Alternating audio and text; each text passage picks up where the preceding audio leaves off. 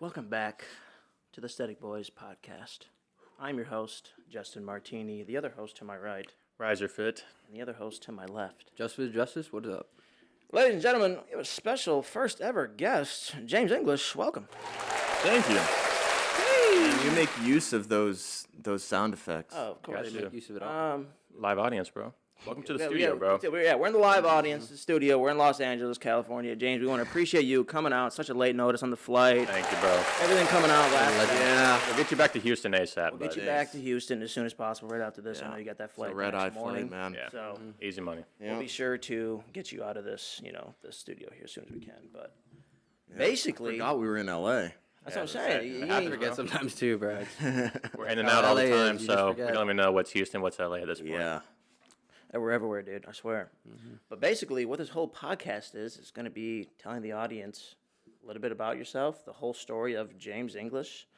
We have a couple of questions that we've asked, the viewers to ask us, so we're going to be diving into those a little later. But the first thing I have on my list here is, who is James English? Who the fuck is James English? Who is this Is legend? James Up-and-coming English. arm wrestler. That's what I'm saying. So go. before we He get into is right that, now. before I have you tell your story, James, you being the first ever guest, you're going to start us off here pretty fucking strong. And what we do is anyone that comes over and looks at this statue, right? We ask them this simple question. Now, James, my when you're looking at, get your glasses on. Get those And Hulk glasses. It's going to come in your hands very shortly, but It's going to be pass it around so we can all really look at it. James, I asked this to everyone, and everyone has different answers, and they're all, obviously different in very many ways. When you're looking at this statue, James, what is going through your mind? What are you seeing? Like, what are you thinking? Like, yeah, there's three guys, or they could be three guys. Whatever you want to it is. interpret that piece of art statue, Like, I it's want up you to really you. Just absorb it take all, a get minute. all the perspectives you Exactly. possibly can. Think about possible environments they may be in, whatever it is your mind wants to take this Truly, statue. what just is let it out. Yeah. going through your mind? Well, a few things come to mind. You ever seen the movie Annihilation? I have not, but I've Not heard of familiar it. with that. It's the one where there's some alien fungus that comes in and lands in a meteor and basically starts spreading and causes these weird mutations in plants and animals. And it learns how to essentially mimic other living life forms. Oh, And these look exactly like what the alien fungus. Oh, And we killed Sasuke again. You can just leave him on. He's fine. another thing that comes to mind is Olympic sprinting. Looks like them launching off the blocks. Another thing that comes to mind is one of those weird drug-fueled billionaire orgies.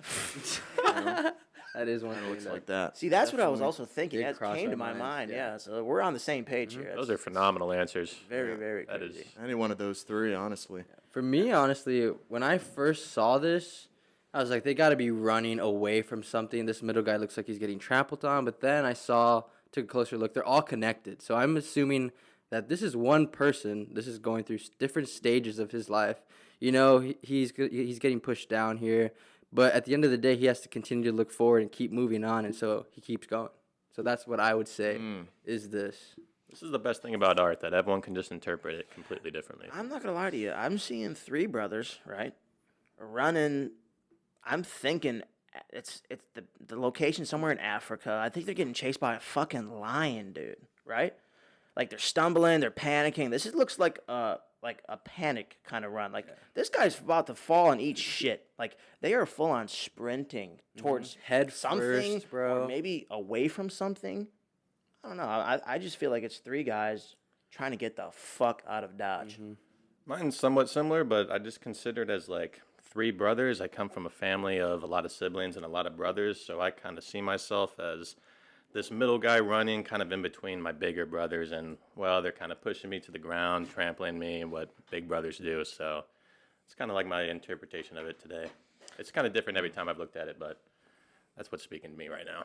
Now, James, I'm not gonna lie to you. Old billionaire orgy, man. But that's That's- probably that what is- is it. that is That's- exactly what it is. I think if we look it up, how the statue was made and what was its Billion- Where'd you inspo, get it?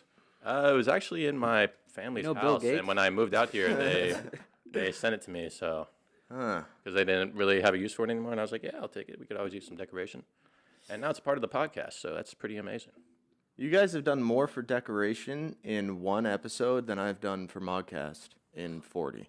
So good job. What do you think of We it? had a poster. what do you of think me about and this whole Sush. setup? What do you Well, think we had a about poster of me and Sush on the wall That poster was for legendary. like- about iconic. 30-something episodes, I and then did it like fell that. down. Oh. I think it fell down live Ooh. on a podcast. That's Oh, cursed. Kind of iconic, shit. though. So yeah, What do you think of the setup of the? I love it. I mean, this is sick. This is what I would want. But I'm apartment living now, so it's a little harder to set something up that's large scale like this. I don't have a big room. Well, I do have a big room, but I'm using it as a gaming room, and I don't really want to configure it into a podcast room. So Understandable. You need the gaming area. You You need do. a special time. Do you stream? it's supposed to be a guest bedroom, but we just call it the Fortnite room now. So Are you a Creative Fortnite mode. god? I am. I feel like you are a Fortnite god, James. I am. Do you stream? You know how should to be build I and did. and I did everything for a like while, and Bro, then I kids would stopped. love to Bro, watch start you stream. streaming again. Yeah, what? I'm going to. Yeah, I would actually. I'm run gonna make that. a streaming comeback. Go live on Twitch, bro. You'll run that. Like, actually, people love to watch people game, especially like People like watching and fitness influencers. People, Like, that's- I people think- watched me when I was absolute shit at Fortnite. Oh yeah. Now I'm actually somewhat decent. Now you're See, him. See, People are now you're gonna putting on a watch- Now I'm show, in. James. So Exactly. it's not like oh, I'm James English. I'm just playing fucking Fortnite. I'm gonna win every game I play. I'm I James had a English. whole- I'm dropping 20 bombs at a fucking game, and I'm Not 20, but I mean, yeah. Best thing But about that is I they had can- the whole chat fucking roasting me when I was playing, and they still watched. That's so fucking. So just funny. wait for the comeback. They'll be able to man. see your whole journey of you just being like kind of like mid player to being a god Fortnite player, and they're gonna love that. Well, they haven't even seen the transition because when I started streaming and when I stopped, I was still a bot. And now I've gone through a Fortnite metamorphosis, and now I'm gonna You're come back and I'm just transitioning gonna be a into god. that. Do the God mode, yeah. You're literally gonna become him, bro. Yeah. When you play Fortnite. The greatest bodybuilder to ever play Fortnite, bro. That's insane. about it. Act a ninja, bro. Yeah, Think I'm a about it. pro Fortnite player on the side. We actually have a whole group chat called Fortnite Goblins, and it is dedicated to Fortnite every single night. So That if is y'all want to amazing, know where bro. I've been, that's where I've been. It's understandable. How long do you think you play very like most understandable. nights, or is it kind of vary? Honestly, it doesn't take up that much of my day, but probably like 2-3 hours. What's the most you played straight? Definitely like 6, right? My boy in the army, shout out Jeremy. I was roommates with him my first year of college, and unlike most college roommates, we've actually stayed in contact up to this point. And he's in the army now, and there was one night where we played from probably 11 p.m. until 9 a.m. Holy. We just couldn't stop. I don't know. That is insane. It was the bro. dynamic duo. We turned into Fortnite robots by about hour 4.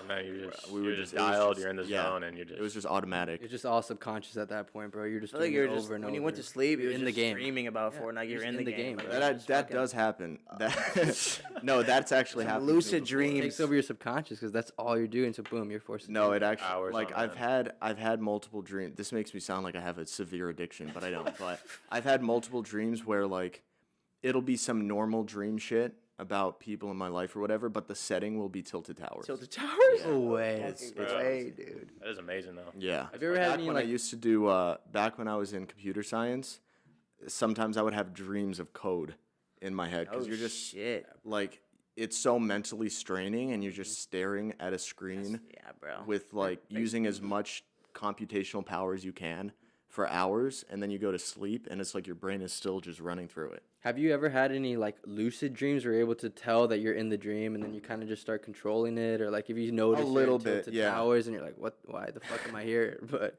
you realize it. Have you? Does that I've ever had happen to you? dreams. Yeah, I've had dreams where it's happened with nightmares before, where Yeah. Those are like, usually the it'll ones be- you're aware of. it'll them. be Those are yeah, nightmares, yeah, it'll be a nightmare, and then there will be a little part of my brain that's still functioning that is like, wait, this doesn't add up. Right. This doesn't make sense. You're dreaming right now, and then I'll just kind of like Flip that the negates switch. the whole nightmare. Yeah. Exactly.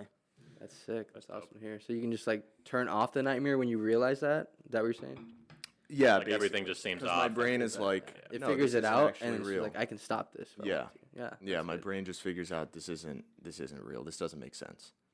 And boom. That's sick. But I've never done like there's some people that can do like the binaural beats or whatever and they know all the meditation tactics. and then they go to sleep and they can force themselves into a lucid dream. Yeah, I've that's never what done I've been that. doing. I read this book called The Art of Dreaming, and I've been practicing it for like months, and like it's getting easier now can to do just step into like a lucid dream. I've had them before. It's not like I can do it like that every night. It's hit or miss. It's more of like 60-40%. Okay. Huh. Yeah, no, I've never been able to. I've never really tried doing that.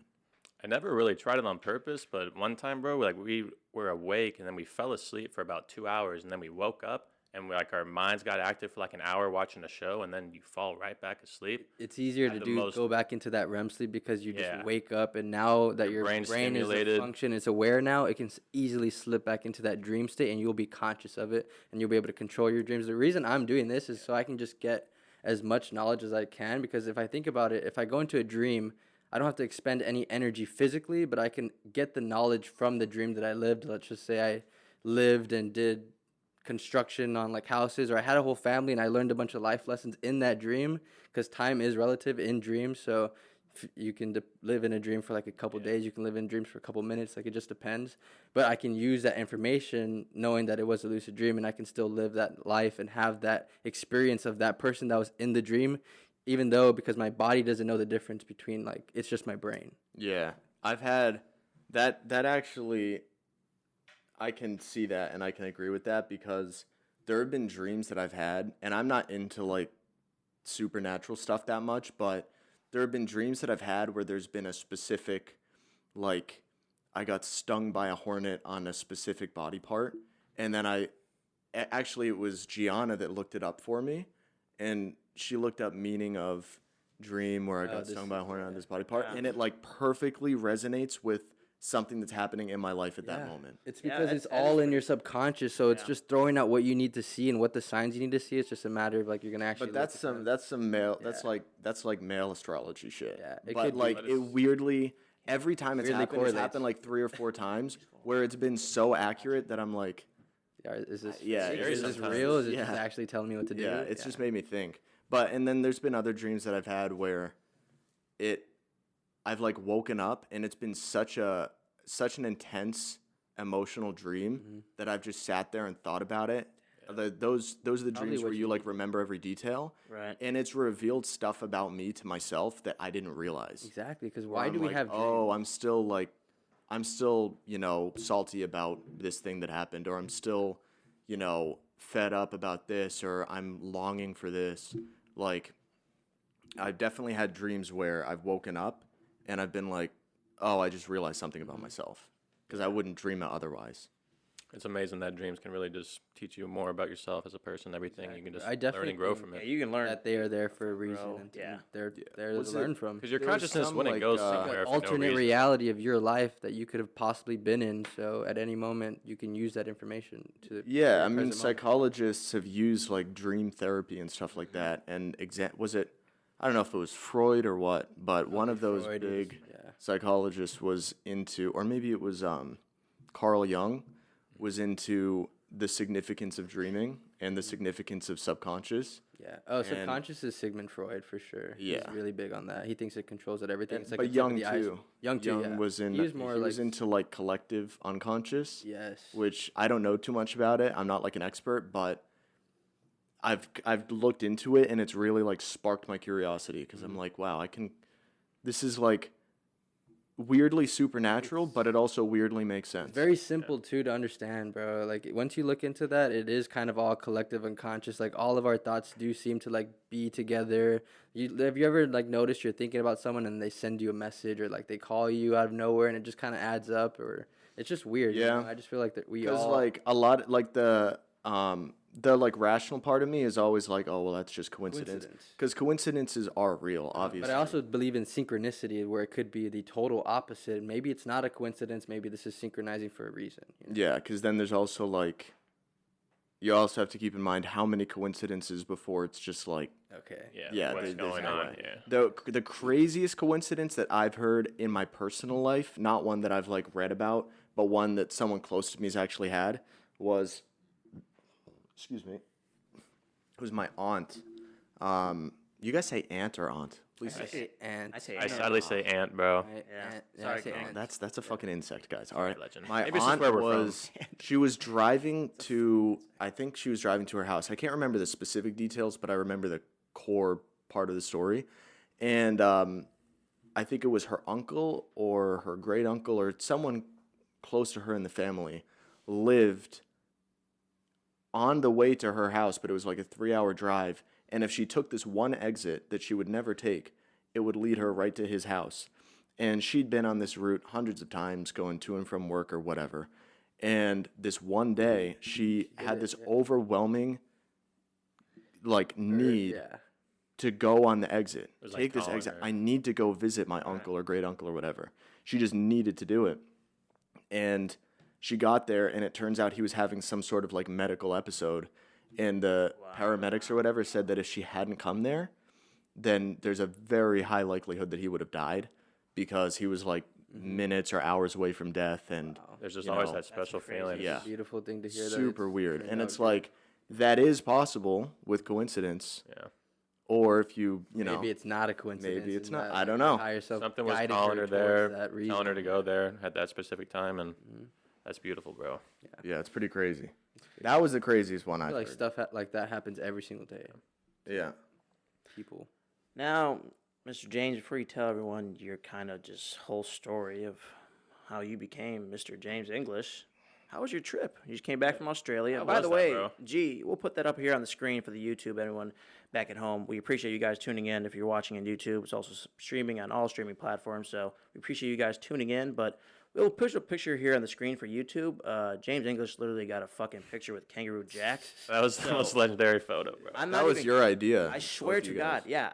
When he posted that, bro, you could even ask Joey. I told you, bro, I was dying in the gym. Like, there's no fucking way you actually got a picture with a fucking kangaroo and you're mocking the fuck out of this No, thing. because you were like, because there's those viral videos of kangaroos. Kangaroos are buff. Dude, They they're have huge. They have big muscles, and it's not just like they're big animals. Like they actually have muscle bellies, like a bodybuilder. Yeah, They could like- probably fuck And you up, and like too. veins too. No, Like yeah, if you yeah, see the they're- veins on their Yeah, they have biceps, fat bicep veins. Shit is and it wild. looks the same as like a human bicep I've vein, seen like their it's on the traps, right too. side. They have like some pretty Yeah, nasty and traps. pecs. They Yeah, have like they- pecs as well. So Everything. Justin was like, "Well, what if you like went up? What if you found one of those like alpha males and you just went and got like a video flex, like having a flex off with it?"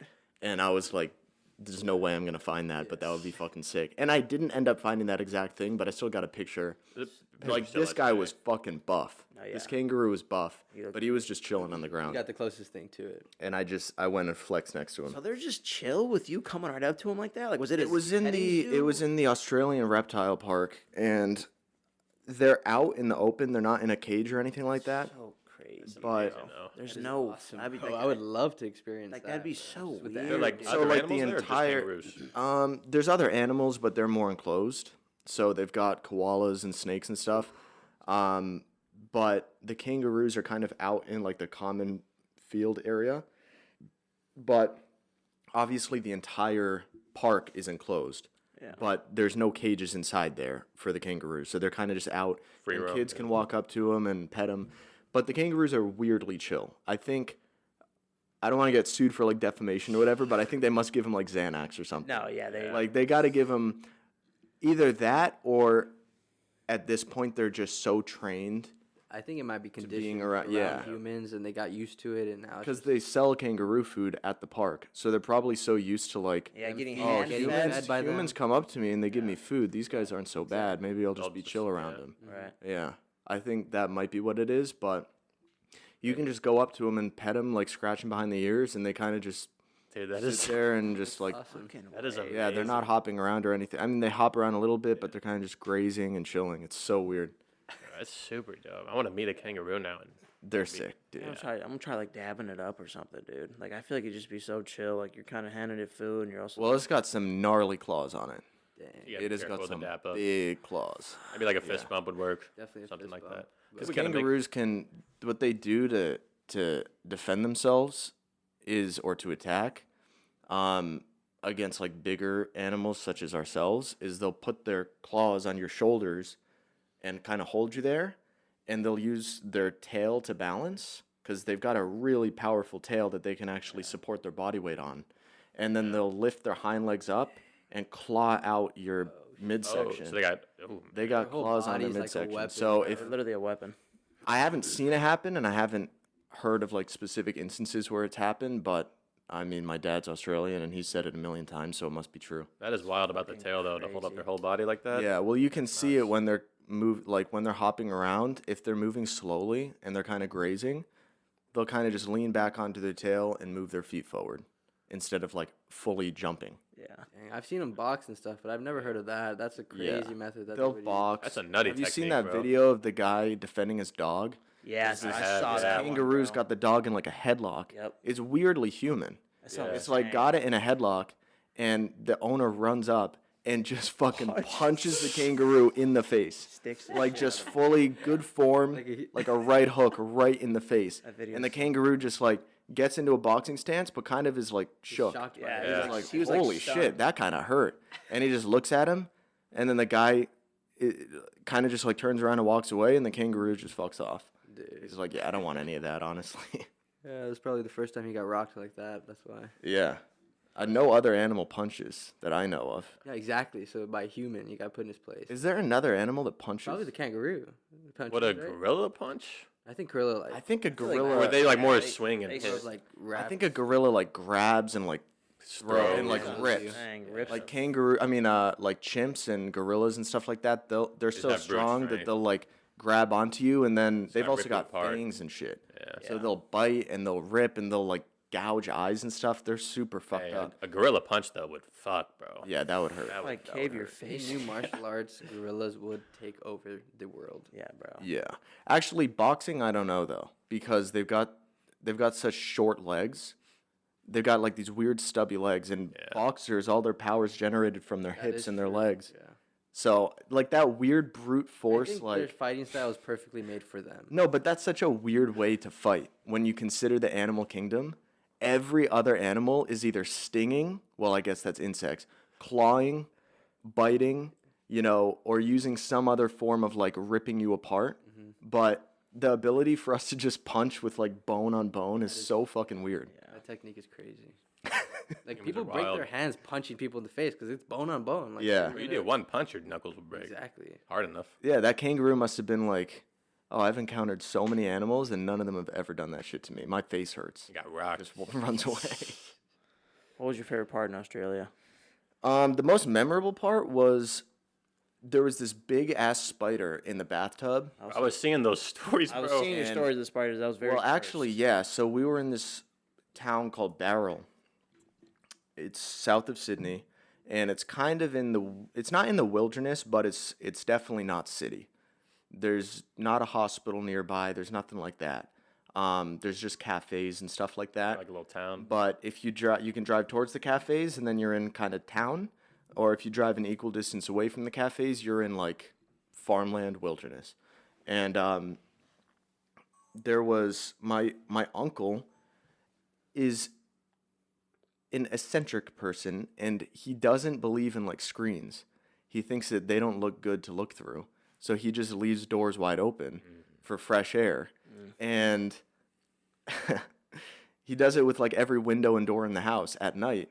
So we went to take a bath, and there was this big ass. I mean, its leg span fully spread out was probably about 2.5 inches, which doesn't sound big, but if you think about that for a fucking spider, Yeah, dude, that is spiders are- nasty. Like each leg 2.5 inches. No. Like the full, like Oh, yeah. like diagonal. If it were to spread its legs out, was about 2.5 inches. But That's fat. most spiders you see, it's like 1 No, yeah. centimeter, Yeah. like half an inch. Exactly. So this thing was very big. And Gianna's like, James, there's a big spider in the bathtub. So I ran over and I'm like, damn, that's the biggest house spider I've ever seen. for real. I'm like, oh, maybe it's a wolf spider, which is not really deadly, but they're just like a nasty Australian spider. And I'm in this group chat. Shout out Lex Little Leg Lovers. It's a group chat that I'm in, which I join. Like I get added to a bunch of group chats, and I don't answer most of them. But for some reason, I answered this group chat one day, and I kind of just drop in once in a while. And they're all from around the Sydney area. And I sent them a picture of the spider in the bathtub. And one of them was like, dude, honestly, that looks like a Sydney funnel web, which is, for those who don't know, the most venomous fucking spider on the planet, which is like weirdly specially attuned to killing humans. It's got a neurotoxin in it that like is specifically attuned for humans. It's not as lethal against other mammals and animals. It's really weird. That is weird, yeah. Like worst case scenario for spiders. Yeah. It's not the spider you want to go against up as a human. And I saw that and I'm like, oh, that's crazy. No way, though. And then I looked up male Sydney funnel web spider. The males are the more toxic ones. And it was identical. Like, it was the fucking same. Bro. So I was like, all right, back up. I went and boiled water and poured boiling water on it. And then I boiled more water just to make sure it was dead, pulled it out and let it dry out. And then the next day I was like getting close up, high res pictures of it and looking online, and it was fucking identical. Like, I actually... Well, good. I'm glad you're still here saved the alive. day, bro. Yeah, You're dude. not dead from a fucking spider in Australia. There's one instance of that spider killing a human in 15 minutes. From the time of bite to just fully dead. It was a kid, to be fair. He It's was like 10. that kind of poison. But it just spreads Yeah. like that and just. But usually it's like within 30 minutes to an hour if you don't get the antivenom. And we were not close to any sort of hospital, so I wasn't taking any chances. Oh, yeah. But that was pretty badass. I put it in the freezer. I want to get it. I want to see because my dad's going to be there for another 3 weeks or so. If he can get it put into like epoxy Like resin. clear one, Little yeah. molten glass. Yeah. That'd be sick. And then I can just have like the blood of my enemies just sitting on my desk, you know? That's so Like a little hard. That's like a paperweight. near-death Yeah. experience. I think you're going to need to do that, bro. You literally like defeated death. Conquered that. A lot of people have a fear of spiders, bro. And you just did it. Yeah. I don't like spiders that much. I don't like spiders either, but Had to man up. that shit was different. There was a huntsman spider, which is not really venomous against humans. I mean, it'll give you like a nasty bite, but it's not going to kill you. But they are the biggest spider on the planet. And we saw a little baby, but its leg span was probably about 4 inches. Dude. And and dude, my aunt I was filming it and she's like, oh, check this out. And she put her hand right next to it on the wall that was on, like 2 inches away from it. Like, oh, look at the size of it. It's almost as big as my hand. I'm like, move your fucking hand, dude. Oh, literally. Aussies are psychos. That is And I saw another in the same bathroom as the funnel web. There was a few days before, there was some sort of spider, I don't know what it was, that had caught a different spider in its web and was eating it. And I'm like, Spider I had crime. I'd posted all 3 of these spider incidents on my story, and I had so many Australians swiping up being like, I've lived here for like 25 years, and I have never seen a huntsman or a city funnel web. Like, you've seen both of these crazy wild. spiders, and like, I've never seen them. So I think I just got unlucky. Or maybe I got lucky, Maybe you did. because it was pretty cool. Insane experience, bro. And now you have that spider. And forever. dude, my uncle came up to the huntsman with the fucking feather duster and just put the feather duster on him, shook it a little bit, balanced it upright, and just threw him outside. I'm like, bro, I would have used a flamethrower personally, but yeah. So I mean, Australia overall is great. I've been there. That was my 5th time there, and it's just weird that I have like a whole 50% of my family lives there, and I haven't seen them. The last time I was there was 9 years ago. So it's like I have new cousins now. They weren't even born last time I was there. I have like 3-4 new cousins or something. You know, it was really cool, and it made me realize like, oh, I've got to get over there more. Yeah. At least like once every 2 years. It's always awesome to be with family, bro. Yeah, Being with yeah. Especially new families. Now you're getting to know brand new people, like Little Yeah. cousins, in bro. your Building family, the so relationships it's right all- out the get-go. That's Yeah, cool. yeah. And And you spent a lot of time there, right? Like 2 weeks, huh? it was 2 weeks. Yeah, it's actually every other time I've been, I spent a month Oh, wow. because it is about a full day of traveling. So you might as well stay there for Yeah, Wow, yeah, if you're leaving from here, you got to get a connecting flight usually, and then overall between driving and the flights, it's about 24 hours. So it's like you don't want to do that if you're only going to stay there for a couple weeks. Yeah. But I had to get back. Gianna has school. I've got to get surgery. So, yeah. Now that we entered flow state, James, the world wants to know, who the hell are you? Okay. Now I'm going to ask you to really Spider hunter. the Spider hunter and arm wrestler. No, tell everyone back at home really the whole story of how you became who you are. Today. What a way to kickstart Fat it. fucking clouds. Let's fucking man. go, baby. Well, I don't want to linger on it too long because I feel like People kind of know. I feel like people kind of know, and there's probably just a lot of unnecessary it's details. I'm- But the elevator pitch is I was a gymnast for about 8-ish years, and gymnastics is, in my opinion, the most physically demanding sport you can do. I don't know if you'd call it a sport or a skill, but regardless, it's like the most physically demanding thing you can do. Those dudes are I ended yoked. I ended up quitting because, and I can't say this about many things, but I was actually too tall to Okay. really go into the I'm only 5'9", but actually the average height of like male gymnasts is, I think it's like 5'5" or so, 5'4", 5'6". Crazy. Yeah, because- sport kings, bro. Yeah, most other sports, swimming, basketball, football, the taller you are, generally the better. You'll be. But with gymnastics, it's the exact opposite because you want a lower center of gravity. It lets you do acrobatics easier.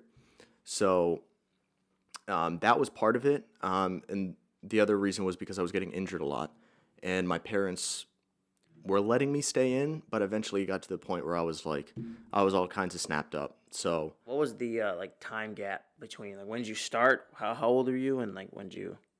I was 4 when I started, and I think I was 12 when I quit. I don't think I had hit 13. So it was about 8 years, and there was a gap there for a couple of years where I was trying out different stuff. Like a lot of it was skate park related, so tried skateboarding, longboarding, scootering, which actually is a lot of fucking fun.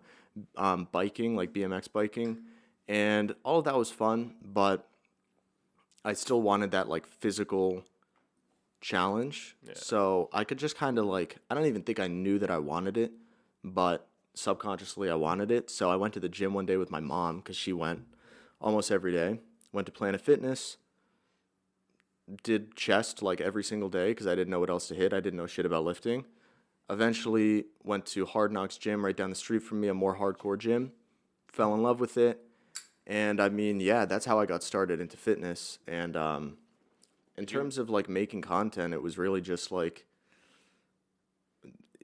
I'd never had any aspirations or plans of making it big. I kind of just wanted to have a digital record of my Exactly. PRs. You know what I mean? To have something to keep track of everything. Yeah. A little record. Just Did any of those injuries that you sustained from gymnastics or any of those other things that you did they still linger on today? And does it affect you with lifting or arm wrestling, maybe anything like that? No, You just gotten no. over them. If anything, a lot of it was tendonitis related, pulled muscles, strained muscles. So it really wasn't anything that was like a long-term effect. that changed my anatomy. If anything, definitely gymnastics gave me a lot of strength. Yeah. When I first started in the gym. Especially starting that young and doing Yeah. gymnastics. That's That's a wild. good You gotta be fundamental foundation to start off your A kid. So 4-year-old, bro, fucking that's strong, bro. legendary. Yeah, so it I don't really know why it was gymnastics.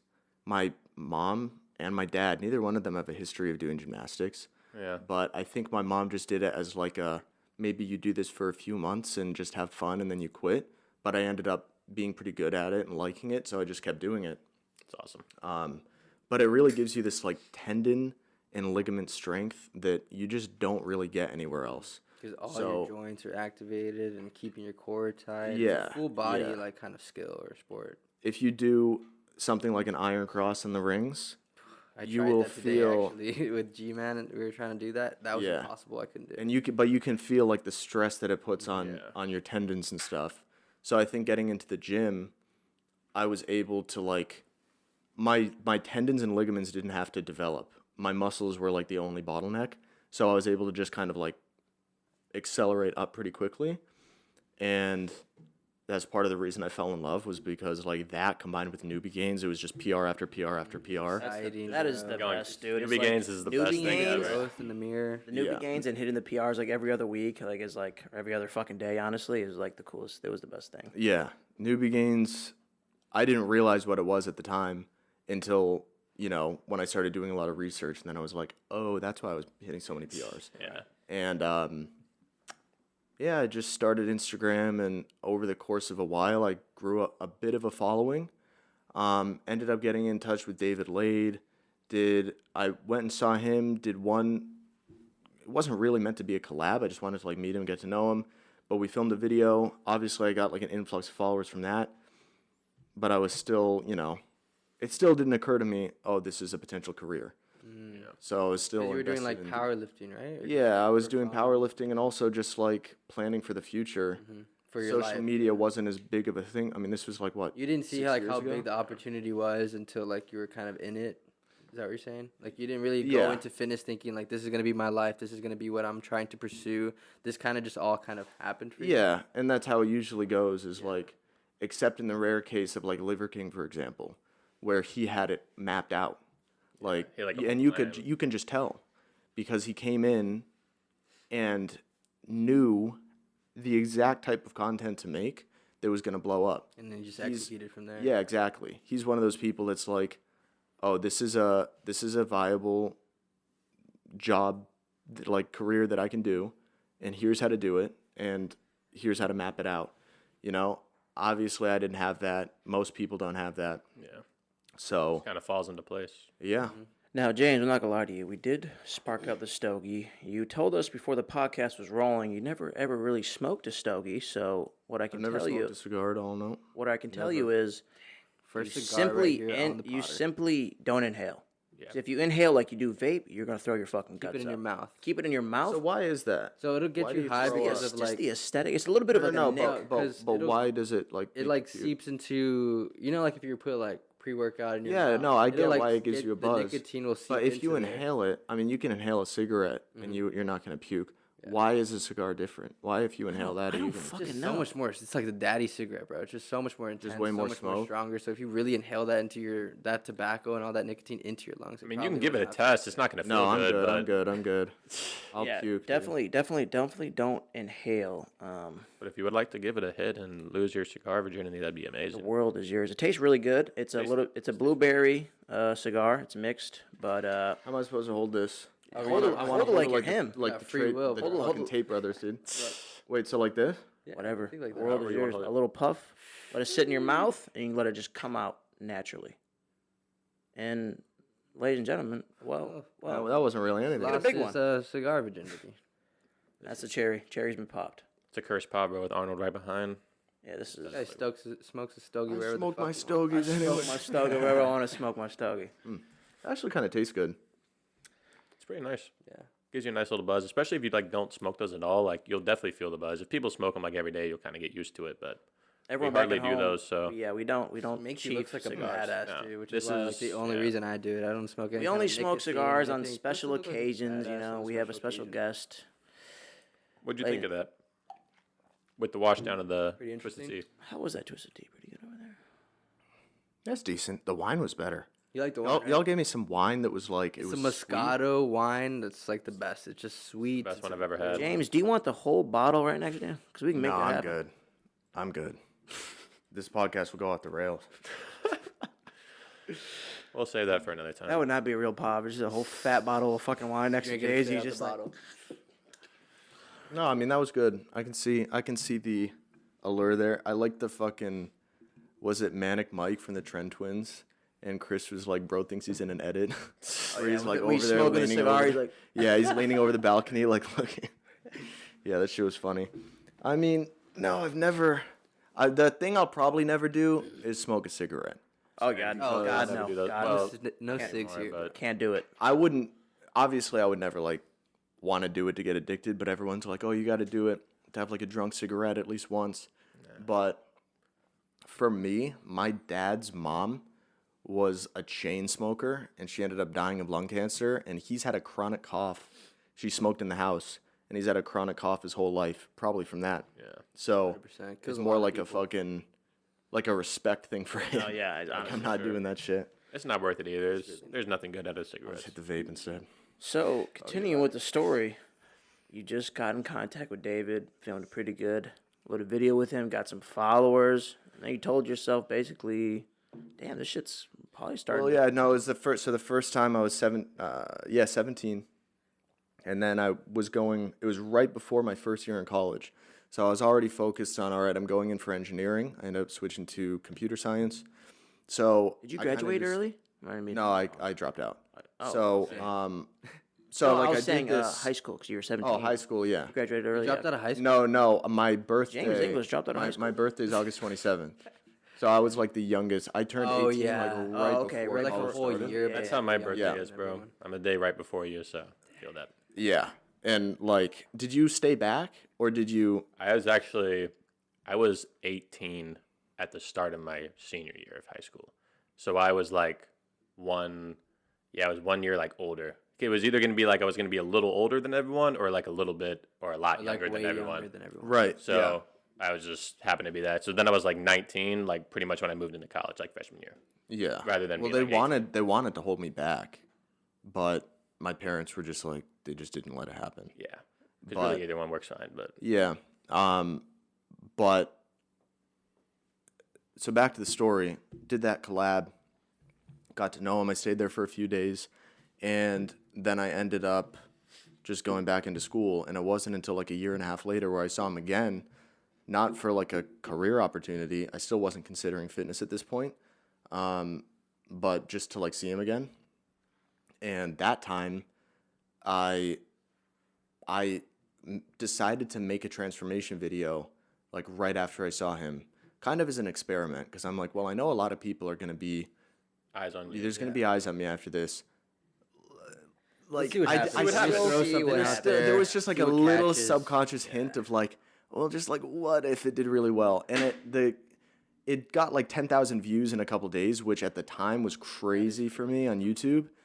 And I was super appreciative, and I ended up making, I started making some more YouTube videos, and Just started yeah, catching and out, Dave though. started like he invited me to be a +1. He was like a Gymshark +1 to a few different events, and then like I got the fucking, I won't lie, I got like the royal treatment at the very beginning, because like I get a +1 to go to I think Germany at first, and then Manchester Gymshark event, and it's all like the summer leading into my junior year of college.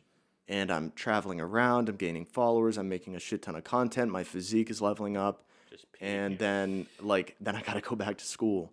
And I decided to move in to Manhattan that same summer with two of my friends, just because I wanted a change of scenery. It was something that occurred to me on an acid trip. And I'm like, oh, I really need to get out of Massachusetts. I need to go like experience something new. Yeah. So I'm going to go live in this tiny fucking studio.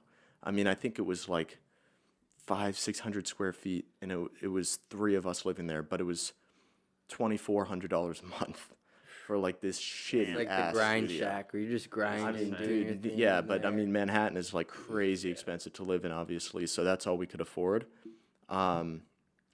But dude, like looking back on it, those weren't like peak years, but in a weird way they were, just because there was so much opportunity and uncertainty, and it was so fun.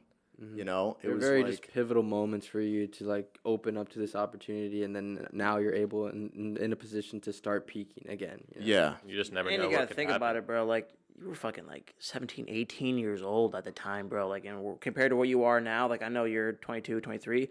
Looking back, it feels like 18 probably was like decades ago, and you feel like you've matured so much, mentally ever since, when you were there at the it time. was But probably- actually. So I was 19 for this summer. that's fucking right? crazy, dude. So this was actually not even that long ago. It was like 4 years ago. Are you 23 now? Yeah. So it feels like a different lifetime, but it really wasn't all that long ago. Things just kind of happened so fast after that. You just learn so much in between, and just it feels like you've grown just so like a many different- years. Yeah, and just so many different experiences, and just so much shit changes so fast. Absolutely. But Life like, can change. dude, boosted boarding. My friends got me a boosted board for my birthday, and just being able to like boosted board around Manhattan, and dude, it was fucking great. That is sick. So Did you ever eat shit on your boosted board? once, and unfortunately, it was on campus in front of like a few people. I had a few spectators, Main character vibes. and I was, Yeah, no. I was, that is some main character shit, bro. I'm not even gonna lie. going like almost top speed, which I think it was like 20 something miles an hour, which is Yeah, pretty bro, fucking fast yeah, to wipe and out, you're- dude. you- Like that's like imagine full sprinting as hard as you hauls, can, Yeah, it's and then just like just wiping out. Was it one of the So- wobbly ones, or was it just a straight you hit like a rock and then? I hit a pit of sand, so my board stopped moving forward, but I kept moving forward, and That's inertia, luckily baby. I fell sort of on my backpack, but I got some bad gravel rash, and people were like running up to me like, "Are you fucking dead?" or like, "What's up?" But yeah, I mean, then going from that like insane peak to then, junior year starting, and I've got to go back to Massachusetts, back to reality. Yep. Fucking more code on the screen. and you were living the life you probably. Yeah, and I was you just wouldn't live. like, dude, it's worth the risk at this point. Hell yeah. Well, it took me a couple months to realize that, but Once you go in it, and the worst case scenario is you just go back to doing what you were doing, which is school. Exactly. yeah. You might as well take that That's- risk while the that's what I told opportunity's there. myself. Yeah. But I was taking like 3 or 4 classes when I first went in for junior year, and then it dwindled down eventually to 2. Like literally just 2 classes, which is stupid. Yeah. I wasn't even a full-time student anymore, and I ended up there was like a Gymshark event in England, and they actually called me up to go out there and shoot with some stringers. And this is how I dropped out actually. This was like the last straw. Was I just said yes, and I just went, and I didn't even let any of my professors know, because I had like tuned out. I had kind of like checked out Yeah. mentally from college. So when I got back, my professors were like, I'd missed an exam in one of the classes, I'd missed assignments, homework, etc. Yeah. And it was either play catch up to try to, work my grades back for 2 fucking classes, or just drop out, take a gap semester, which ended up just turning into me dropping out fully. Yeah. The gas semester. That's what I told my parents. I knew same. fully I was gonna be dropping out, but I was like, I'm just gonna take a gap. You always gotta whatever, and take just the see gap what year. happens, Yeah. see what the Gap year is opportunity like it's presents. the most iconic It's year. the fitness gap year. So if you know, Yeah, you know what I mean. The fitness gap year, that's true. just end And up you, out. but you like, at least for me, I like thought there might be a chance that I go back to college, but that should be my plan B, and I don't want to do plan B. Absolutely. So like, Put it it was all just- into plan A while you can. Yeah, that was the transition from fitness being plan B and school being plan A into the reversal of that. And that's when I dropped out, and Just started Yeah. living life. yeah. What I like to do is just focus on my plan A. Once I plan it out, I use all my energy and just put everything I can into that plan A, and don't even have a plan B. And if it goes wrong, then I'll figure out the plan B after the fact. Because if I feel like if I have a plan B, sometimes It's always in the it's back just of your like head. always in the back of my head. Yeah. It's It's like, like that- I could easily just get comfortable and just go just that settle with cushion. plan B. Instead, you just have that plan A, nothing else in your mind, nothing else in your subconscious. You just work, work, work. If it doesn't, for whatever reason, which I highly doubt, I've never seen someone that works every day going towards their plan A and they don't get it. But for whatever reason it does, then figure out the plan B later. Like that's Yeah. just what I would do. But I agree. I don't like planning out for multiple scenarios. No. It's gotta it's have better one to goal just and have chase it. one vision in line Yeah. and just attack and it. have some fire under your ass to do it. Exactly. That You're- passion. And it's all- paid off now. Any plan B is just fucking cushion that you just want to, that's fear, and on the other opposite side of fear, like that's that wall, that barrier of fear that you're fighting, it's like past that's your success. So when you went into it, faith over fear all the way, bro, and fucking With the it paid courage off, to endure, honestly. bro, and the passion to just keep going, it's just a matter of time before your vision becomes a reality. And not many Well, people have that and can do that. And the The people that do, yeah, but the first like It's tough at the year, beginning. the first year was tough. I mean, the first like month, especially when I dropped out, yeah. because it's not like you drop out and then all of a sudden there's just opportunities in front of you. Right. It's like you drop out and everything's still the fucking same, except now you're not in college Now anymore. you have more time to work towards that goal. Though. Yeah, but Opens up at more the very beginning, it's like there wasn't really anything going on besides just, okay, I just keep making content now and I focus more attention towards it, which was working. But in terms of having a sustainable income, like it got scary there for a while because I didn't really have much, like I wasn't monetizing myself at all, and I could have been easily. Like looking back on it now with the brain I have now, it's like, James, you use all of like these 5 products on a regular basis, reach out to them and see if you can like make commission on it if you really like them. Exactly. But no, I would like buy things, use them, love them, and just not ever try to like monetize it at all. Yeah. It's like, why not, you know? And Gorilla was one of the first times where I realized, like, okay, I really like this pre-workout, and now they're offering me a sponsorship, and, well, I really like them, but no one, like, it wasn't super well known at that point. Yeah. And I remember when I first got sponsored, I had to make, well, I didn't have to make, but I felt obligated to make a whole Instagram 5-minute breakdown of who Gorilla was, what the products were like, how Derek formulated them super well. And it was kind of like, hey, I know you guys don't know what this brand is, but give them a chance. Like, they have really good products. It's a super great way to do it. Really And explain it. yeah, and it ended up, like, even that was a slow burn, but that ended up taking off too. I mean, a lot of things took off when I moved to Houston. Yeah. Like, things were going well, but then when I moved to Houston, it was like the synergy. I moved in with Sush and Eric as well. But the synergy of me and Sush, Kinda like, we started just aligning. bounced off each other really well. And we both had that vigor because I had just dropped out, he had just dropped out, and now we're in a new state together, both not in college. We only got one thing to do, which is lift weights and make content about it. You got to go crazy with it. And yeah, I mean, it was pretty easy, honestly, because it wasn't like a chore. Yeah. We were so, like, there was so much passion there because it was so fun. Yeah, once you find something that you like truly love to do, it doesn't even feel like a job. Especially Doesn't with feel someone like, else, like a friend, Exactly, like, or and then you're multiple pushing each people other there, like, working in the towards gym the every same day. goal. Yeah. towards the same And goal. and people pick up on that too. They can tell that it's not, you know, that's one of the reasons that everyone kind of knew Liver King was phony. It wasn't just because of the fake natty stuff. It was just the whole, it's clearly all an act. Right. Like, everyone can tell it's an act. So, not saying it didn't work out for him.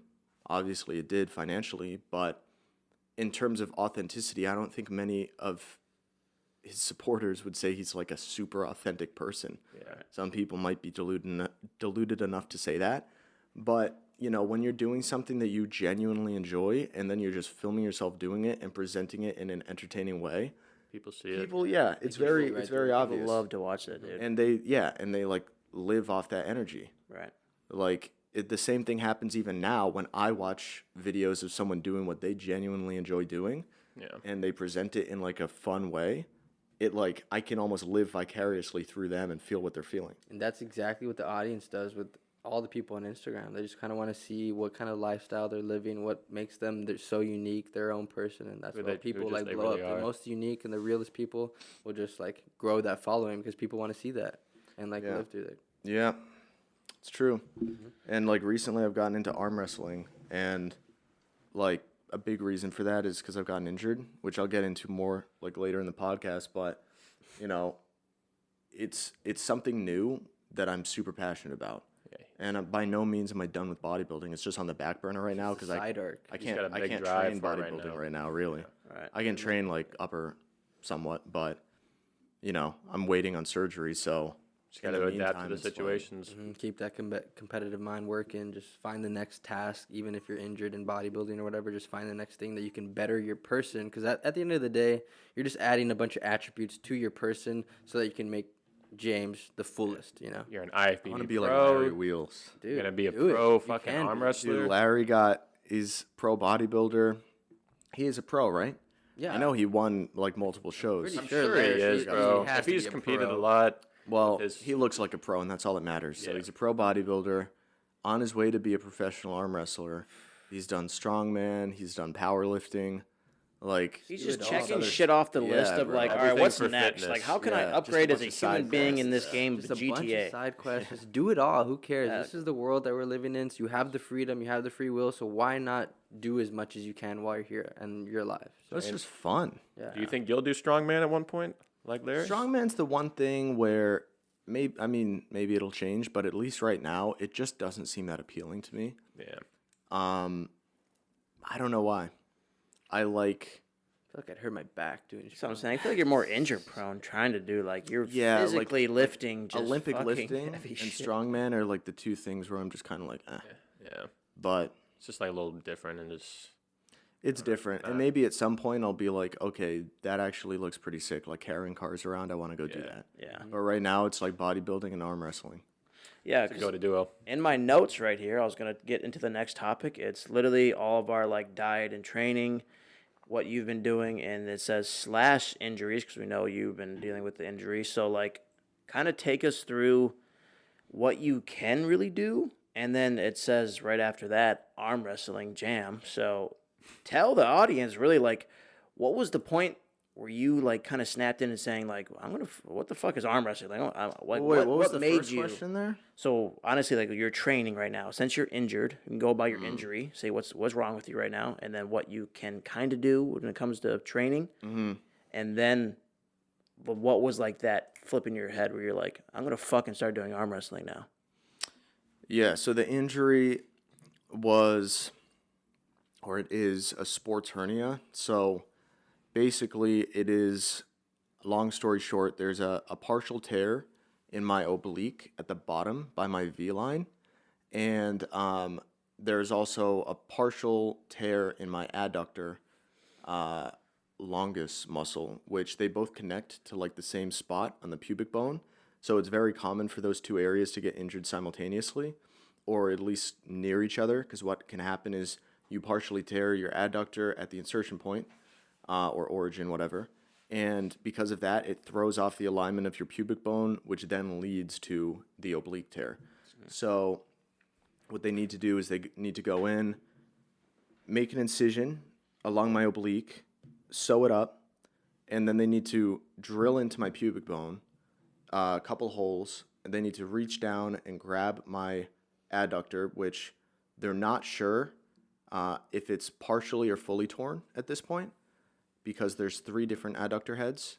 So if you do fully tear one, you don't necessarily know that you have, because those other two are still letting your leg function normally. So they need to reach down there, pull the adductor back up, and suture it or sew it, whatever, back into the holes that they drilled in the pubic bone. And then they also need to remove a little nerve. Is this coming up soon? Yeah. I wish you the best of luck on Thank that. you. brother. No, truly, in our thoughts and we're prayers, gonna bro. keep you in our thoughts and real. prayers, truly. And Yeah. So, I mean, that's that. It's, I'm scared because I've never been put under before. And the idea of people like operating on me is just kind of funky. right. The idea of me being like cut open and there's people like playing around with my insides, that's weird and like I had that before. spooky. It's weird. Yeah, you just go to sleep and then you wake up and you're done. It feels like you're asleep for 1 second. It feels like you That's blink. what I've heard, and that's what I just got to keep focusing on, because No, if truly. I focus on like It's already the set. graphic imagery of like my insides being fucking Don't sewn up, focus on that. that's scary. That doesn't even So need to be in your mind. You're in good Yeah. hands. Everything will go smoothly. Professionals. I'm just trying to like block that out and just think about like the IV goes in, I go to sleep, I wake up, and then I move on to the recovery Nothing even happens. phase. Yeah. They didn't cut you up. Nothing. Nah. You just they put you out just for a little nap. But so the way that I got into arm wrestling was the way a lot of people have gotten into it, which is quarantine. 2 things that I have gotten interested in have blown up because of COVID, which is arm wrestling and chess. They both have like 10x'd in popularity. It's crazy. So it's because they're kind of these, not, I guess chess isn't niche, but somewhat niche things where people that are bored during quarantine and they're scrolling through YouTube and they get recommended some arm wrestling video or some chess video. That's how it happened with me both times. I wasn't in quarantine when I got into chess. That was more recent. But yeah, I was in quarantine scrolling on YouTube and I see Devin Larratt versus someone, arm wrestling super match. And just the energy and the fight was so entertaining. And Devin's also a great trash talker, and he just made the match more just like fun to watch. And I'd arm wrestled a little bit for fun, but never. I didn't even know professional. I didn't like know that was a thing. That was in 2020, and then it took me a couple years to really catch on and be like, oh, I'm gonna start like training this hard because this is a lot of fucking fun. So I didn't realize how technical it was, and I didn't realize how much you needed to study it. You can be killed by someone who is less strong than you just because they know your weaknesses and they know how to get around your strengths. So I like that aspect of it, and Same thing with chess. It's like I was just going on YouTube, and I saw it was some video of Magnus Carlsen, and I didn't even know how the game was played, but I just watched it because it was like intriguing to watch. This was clearly something that was very hard and like mentally difficult. And even though I didn't know how to play the game, it was still fun to watch. And then I got recommended another chess video, and then another one. You fall down and the I rabbit kept watching it. And then I'm like, all right, I better learn how to play the game now. At least know how the pieces move. Then I learned how the pieces move. Then I downloaded the chess app, chess.com. Then I start playing against some of the beginner bots. And then I'm like, oh, I'm actually like, I can win against these bots. But then I lose sometimes. And then I got to go study different openings and study certain defenses and, you know, the best plays versus blunders, and like a fucking rabbit hole that you can just talk about for hours and hours and hours. And yeah, man, it's the YouTube recommended section that just kills you. Bro, it really does. In a good way. You can switch from doing one thing just because you saw a video on YouTube. The next thing, your whole passion just switches just like that. And there is a chess niche, bro. I accidentally like hit it on Instagram. I posted like a picture of me and my girlfriend just playing chess, and I was like teaching her. She doesn't know how to play, so I was just like moving pieces around. I like posted the picture of the chessboard is in the frame of the picture, and everyone just started to roast like the pieces the way they were, like they're like, what opening I is think I that? saw that. And And then- I think someone said like, oh, damn, queen to e5, that's Yeah. a risky move or something like that. Exactly. And I'm like, knew it. did I hit the chess side algo or something? I Because they know, was getting dude. they're called it the Ohio opening, and it was so funny. That is I wild, opened bro. the comments knowing, you ever see a picture and you're like, I know what the comments are going to Yeah. be? Yeah. I knew there was going to be some fucking chess nerds in there being like, 100%. oh, queen to e5, bro, what are you doing? Like, even though you were probably just like teaching Yeah, I or was just whatever. teaching her, like, And what- yeah, there were multiple people like, oh, bold move, man. Yeah. But That's awesome. yeah, and now it's like my whole YouTube recommended section. It's like the AI algorithm is really fucking trying to figure out what I'm into, and they just can't really nail it because I'll just get interested in something different each night. So it'll be like, you know, like chess, and then the next thing will be like some obscure arm wrestling video, and then the next thing will be like 10 craziest plane crashes caught on camera. It's just like All over just the place. yeah, all over the fucking I think place. it'll just throw you random videos just in case you might catch onto one. Yeah. Fall down the rabbit hole again. Yeah. Justice is literally a pro chess player, Mr. This James. guy's like so a god. I'd Are be you down good? to play. I mean, I'm pretty good. I'm better than average, I would say. Really? Yeah. I'd say I'm average. Okay. Maybe slightly worse than average, because I've been playing for about a month, but I've really only played against chess bots, and I got checkmated by my fucking 13-year-old cousin in Australia. Is he a god? Does he like play a lot? He's pretty good. He's pretty probably in good. the chess team or something. Yeah, he's like, I mean, my family was like, oh, your cousin's coming over. He's really into chess. He's really good. And I was like, oh yeah, I'm gonna lose. Like, I can't say that about myself, so I'm probably gonna lose, and I did. now I'm not gonna lie to you, James. I never see it as a lose because you always just learn something after you've played the game. You're like, oh, that's right, I went wrong. So it's just always just fucking It's level like up. real life. Yeah. Even if You you can learn from everything. every step. Any failure, any losses. You can only see what the pieces have been moved, the actions you've made, the actions the world has made, and you can only decide in the present moment what move you're gonna make. Just like chess. Do you ever watch chess videos on YouTube? Anything like that? So I have like seen the dope highlights of like Magnus Carlsen Yeah. doing like Sigma moves where he's just like being a badass. But I played chess when I was younger, stopped, and I kind of just knew how everything worked, and I let my mind kind of do everything. I have Intuitively. seen some of the openings, but like I feel you have to do it based on your own what you've learned. Yeah. Because if you're going based off of someone else and what they taught you, then the other person's gonna know what opening you're doing if they're actually Right. know Right. you're That's gonna what do. I've like thought. not you. So like I like- feel like you just have to be unique when it comes to chess and make the pieces work together as one and just win. Yeah. Yeah. I've seen, like, it's always fun for me to watch Grandmasters, and it'll be something like, Hikaru, Hikaru. blunders his queen, or realizes he fucked up. And I'll, like, pause the video, and I'll be like, wait, how is this a fuck up? Yeah, it looks And good. Right? it's like, oh, because 35 moves ahead, like, you can get checkmated. It's fucking checkmate in 35. Bro, That's exactly. Why They know what's happening the entire game. The opponent, they see the moves being made right in front of them. It's just one little mess up in the in between of that entire game that will cost you the game. Yeah. Those Yeah, guys I are was just, watching like, one- hundreds of steps ahead. Yeah, I was watching one yesterday, and this guy like moved his bishop to a spot that I didn't think was bad. It just looked like a normal move, and all of a sudden he starts like touching his forehead. He realizes he fucked up bad, and his opponent's looking at him like, "What did you just do, bro?"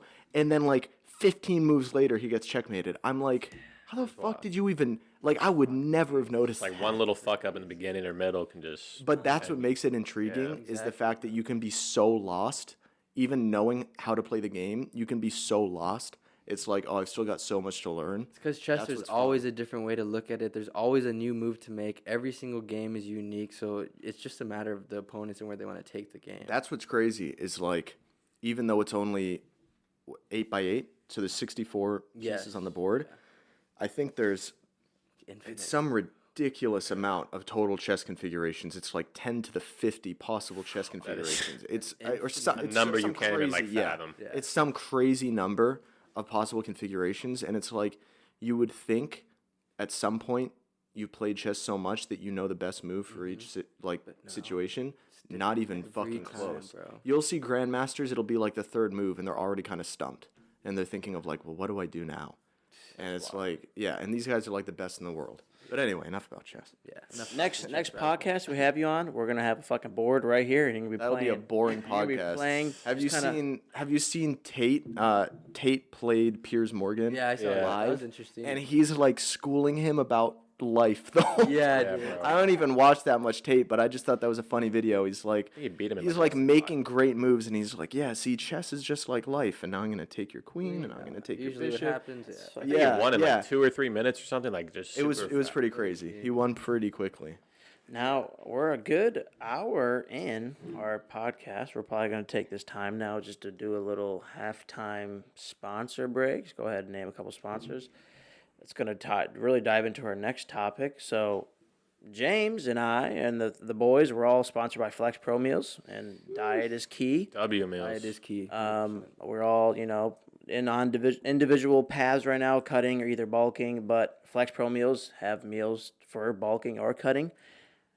How fucking gas are Flex Pro Meals? They're nice, and what I like is that because my problem with them at first was that they didn't really have much like bodybuilder stuff. They did a little bit, but it was limited compared to their overall options. So I was like, all right, I'll join you guys because I personally like the food, but Tastes really good. exactly.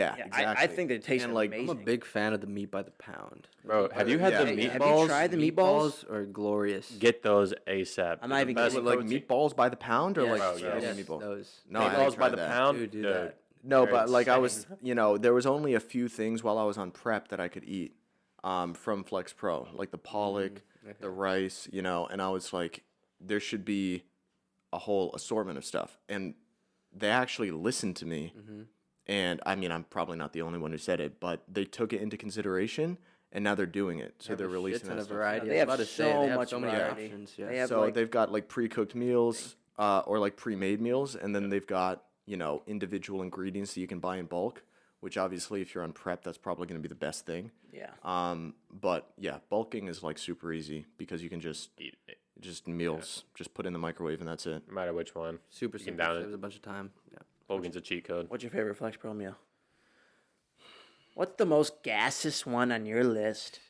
In this house, I think I'm gonna say it's the sesame chicken Sesame because chicken. that is the most one that we just, Yeah. just buy a lot of that one. 'Cause I mean- simple, but it tastes gas. Steak and cilantro was pretty cursed too. Whatever they had, was it steak and cilantro? Probably rice, whatever. dude, the chicken Alfredo is pretty nice. Chicken That Alfredo one is hits. fire. Alfredo's Whenever I need gas. carbs, I go straight for that one. Yeah, it's a little on the fattier side, but that's cool for me. I need the calories. Yeah, I feel that. Chicken Alfredo, bro. Now, next time you get if you order with them, you're not even Meatballs, kidding. bro. Get the meatballs by the pound. Get like 5 of them, dude, or more. They You're gonna taste. love They don't 'em. even taste real, bro. It's the best fucking thing you ever put in your Wait, mouth. what are the macros on? They're good macros. They're like they're- the grams of fat are like so low. I think it's actually like 9 grams of fat per serving. There's 2 servings in it, so it's like 48 grams of protein, 18 fat. Oh, that's good. yeah, bro. pretty good. That's good for like bulking Yeah, and like the beginning of a cut. yeah. Yeah, So they're valid, that's bro. nice. Tastes really good. Mix them with potatoes, rice, whatever it is. Cheat code.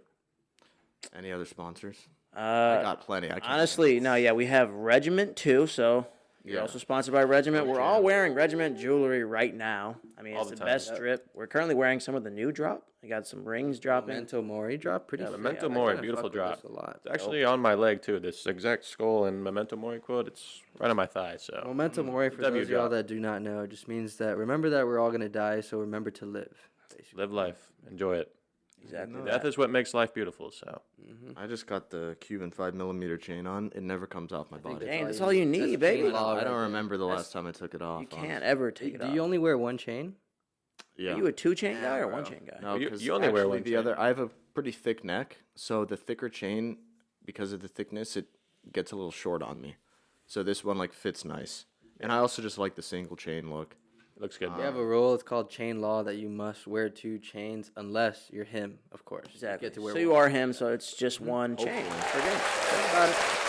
Go, baby. Yeah, you can go ahead and just use code. Is it James for you or Jam? Jam Jam for everything. Regiment, and then code Stheticboys. Also, everything will be linked in the bio. Go check out the jewelry. Very, very dope. But I have some questions here that the audience would like to ask, kind of all of us and you. But the beginning tip is for beginners, what kind of supplements that we're all taking. And I mean, it says advice for beginners, but we can just start by saying, like, do you take any subs yourself? Any, like, really anything, any supplements? Like kind of like over the counter type stuff that like Yeah, any. anyone Over the counter, or like anyone yeah, would the- use. Like Well, actually, recently, this is the first time I'm announcing this, but I'm doing an arm wrestling tournament in like 10 days. oh, I didn't, dude. go kill that, Planning bro. on doing one like the end of the year or like later in the year because I wanted to get super strong first. But I recently just went to a practice. My friend invited me to one, and there were a bunch of guys there. A lot of them were very fucking strong, and my arms, the soreness you get in your arms from arm wrestling Can't imagine is different. Like if you just do a few rounds, it's fine. But I was there for 3 hours. going like all out. 3 hours going all out the whole time. So it's been Pretty it's been taxing 2 or on 3 that days arm, now, and bro. my arms are still really sore. I was able to work out, but lightly. So they were like, you know what? You should just, there's this tournament next week. It's in Houston. Just go and do it, and don't even worry about winning. Don't worry about losing. And pull in different styles. Try to beat, they were like, you're probably going to win amateurs or get close. So try to win against this guy in a hook, and then go against someone else in a press, and then go against someone else with side pressure. Like, kind of just to experiment with it. practice, yeah. So I was like, you know what? That's true. Because that's actually advice that I've given to people. And I should take my own advice. When they've asked me about powerlifting or bodybuilding, I usually say, you know what? You can delay it forever, but honestly, you should just go and do a local show or meet just for fun to get the experience. And then here I was not taking my own advice. So I needed to have someone else say it to me for me to be like, oh, yeah, you're right. I should just do it. That's just how it needs to be done. So anyway, I've been loading beta-alanine for just like a day now, just because it can enhance endurance, but you got to take a lot of it. It's like 12.8 grams a day. How much do you take? 12.8? Yeah, you get an itchy butthole. My pre-workout okay. has Very itchy butthole. 6,400 grams of beta-alanine. Milligrams? Milligrams, yeah, my bad. Really? Per It's scoop? double the clinical dose, so it's a double. So one scoop has 30, Okay. whatever, but So it's a two double scoop- scoop. It's a 2 That's a scooper. lot. Bro, that's 6.4 gets you feeling Yeah, insane. very tingles, itchy. bro. I So took it the other day. the 12.8 or 12.6 or whatever, you got to split it up into multiple doses, or you're just gonna get really itchy. It goes away after a few days, apparently. So I'm gonna do that because endurance on the table super fucking important. And then just like gorilla supplements. I mean, there's health supplements that I used to be really consistent about taking, but especially since I've moved, I threw out a lot of just like excess shit, and I ended up throwing out a lot of supplements that I need to get replenished just because they were old or they were half empty. I didn't want to worry about moving a bunch of shit. So, you know, there's stuff you should be taking. You should be taking your astragalus or astragalus or whatever the fuck. You should be taking curcumin. You should be taking the citrus bergamot. Like, all of that is really healthy. It used to be more on top of it, but not so much anymore. But like, I don't know, Mode already has creatine in it, so it's like I don't even supplement with creatine separately. I just take pre-workout. Fish oil. I do good take for my your fish joints. oil. That's Yeah. probably one of the only ones I do take. Yeah, fish oil is good for the joints, and it's also good for a bunch of different shit, heart health and stuff like that. What you think about vitamin like D3? Good for like energy levels and whatnot. And like, really, you can do the whole biohacking route, quote unquote, where like you can max out a bunch of different things in your body with supplements, and they work, and they really do. And there's no excuse for me to not take them. especially because I'm sponsored by a supplement company that has a lot of these supplements that I should be taking. But it's just like, it's one of those things where because you don't see an immediate result, like if you take, let's say, curcumin, which I can't, it's been so long I don't even remember what it's for. It's either, it's not liver support, I don't think. It might be like cholesterol or, lipids or something. It helps with something. But if you take it for a month, you're not going to notice that you feel better.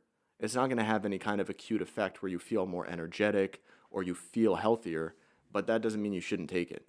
Like if you go and get blood work done and your biomarkers have improved, it means it's working and you should keep taking it. So it's something you don't like notice. Yeah, it's just not, because it's not something that you physically feel, you just kind of forget to take it, and you put on the back burner, and you should be doing it, but you just, and then you end up just like forgetting to take it.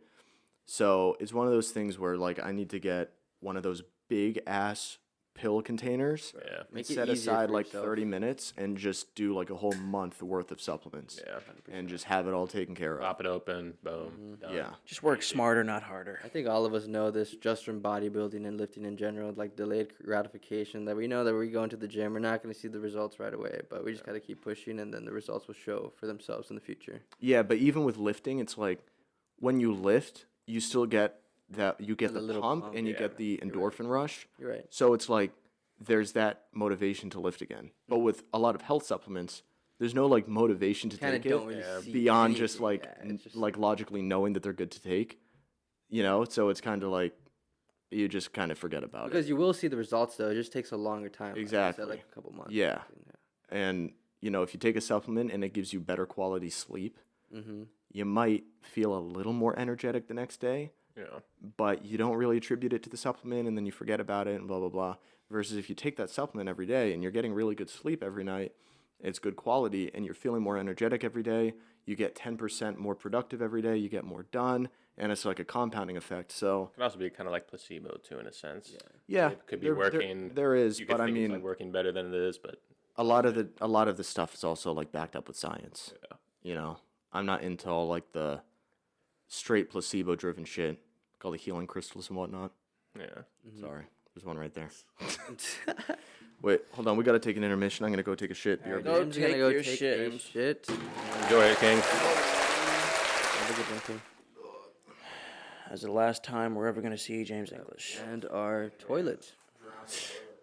The despawn is The despawn, respawn. Just like that, James English is gone, ladies and All gentlemen. right, boys. We can actually talk about our next question because I don't believe James even has any tattoos. So This is actually perfect. kind of works out perfectly. One of our comments, by the way, we can't stress this enough. We want to hear from you guys, the audience. So literally what I'm reading right now is questions asked by you guys in the comments. So then again, this next episode, we want to hear from you. Comment below. Comment What down do you below. want to see? What do you want to hear from us? Any Anything. questions? We'll answer a couple of them. every time you guys comment something, we'll always go through them and we'll pick, like 2, 3, 4, however many we want, kind of whatever we want to talk about and answer them. So if we didn't get to your question, just go ahead and comment it again or comment another one. We'll be sure to get to it at some point. Now, with all that being said, we're going to get into that question. What is your favorite tattoo and why? Justice, start us off. What'd you King? Well, I like to go first. My tattoo is actually on these pants that are dropping. Speaking of which, February 10th, that is dropping. Code Alpha will be 20% off. It'll be bumped up because my tattoo is on the drop, and I only have one tattoo, and it's the yin yang one with the eye. And honestly, I got this after kind of like my awakening in life and my spirituality and finding myself and all of that. So I got the yin yang decomparted because I do feel like everything in life is all connected, and I feel like everything has to come. There can only be everything from nothing. There's a balance to it. There's always another side to it. We have good, we have bad, we have dark, we have light. It's all a balance. And I got this eye because I believe in God personally, and I believe God is always watching us. So I got this eye that with God by our side, with us, watching over us, we can do all things through Him. And there's like these little like lines. I don't know if you guys can see it, but they're just sprouting everywhere because our potential is truly infinite when we have God in our side, in our heart, and we're just living through Him. And so that is my one and only tattoo. I possibly might get some in the future. You definitely will. I definitely probably will. But as of right now, this is my one and only, the yin yang God eye. So Balance is key. W. Fucking love it, Justice. I love it. Speaking of the drop that he just brought up, Stheticboys. It's a clothing company that me and Raja started, and we have a lot of beautiful athletes on board now. This, like I said, is dropping February 10th. Including the Hani Mask stringer. He's wearing the stringer right now. These are one-on-one items. Simply, what that means is they're never restocking, never, ever, ever going to come back. So You get one chance only to get this, so get this while you use can. your time wisely. The 10th of February, 2 p.m. Central Standard Time. Be ready. Like I said, you can use code Alpha, save 20% off. And It's the one yeah, to use. It's a cheat code. if there's any time to use my code, it is this drop. This drop is literally made for me. I appreciate you boys again for doing that. This is awesome. Of course. Japanese. I think I'm gonna call this drop the Samurai Warrior of Christ drop. So if you guys like that, you should definitely cop it. it's Gang activity. For those who work in silence, those who just grinding, just don't really care, and just want to freaking be the best and most aesthetic they possibly can. But anyways, Justin, favorite tattoo? Because you have, now also, how many tattoos do you have? Like almost 20? I believe I have I 21. believe he has 75 tattoos. Because I always forget I have this fucking neck tat, which says faith over fear. Always got to keep that in the back of your mind, boys, no matter what. It's one of my favorite tattoos, but I believe my favorite tattoo is actually the latest one I've just gotten, and it is, I don't know if you can zoom in on that, G, but it is Perseus holding the head of Medusa.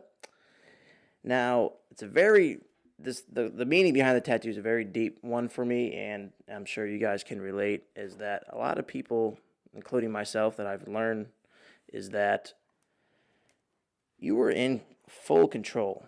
No matter what situation you're in, mentally or in your life, when it comes to being with like a female, right? And I'm going to open up a little bit. My past 2 relationships I've ever been in were very toxic for me mentally. It was always, kind of the other person being right almost all the time, or, just me basically just being a fucking bitch in the relationship, if I'm being honest. But when it comes to, the relationships ending, the control they still had over me mentally was there, and I needed to find a way to, like, break that mentally. And this is just, like, a signification. This is a very famous statue that's, I believe, in Italy right now.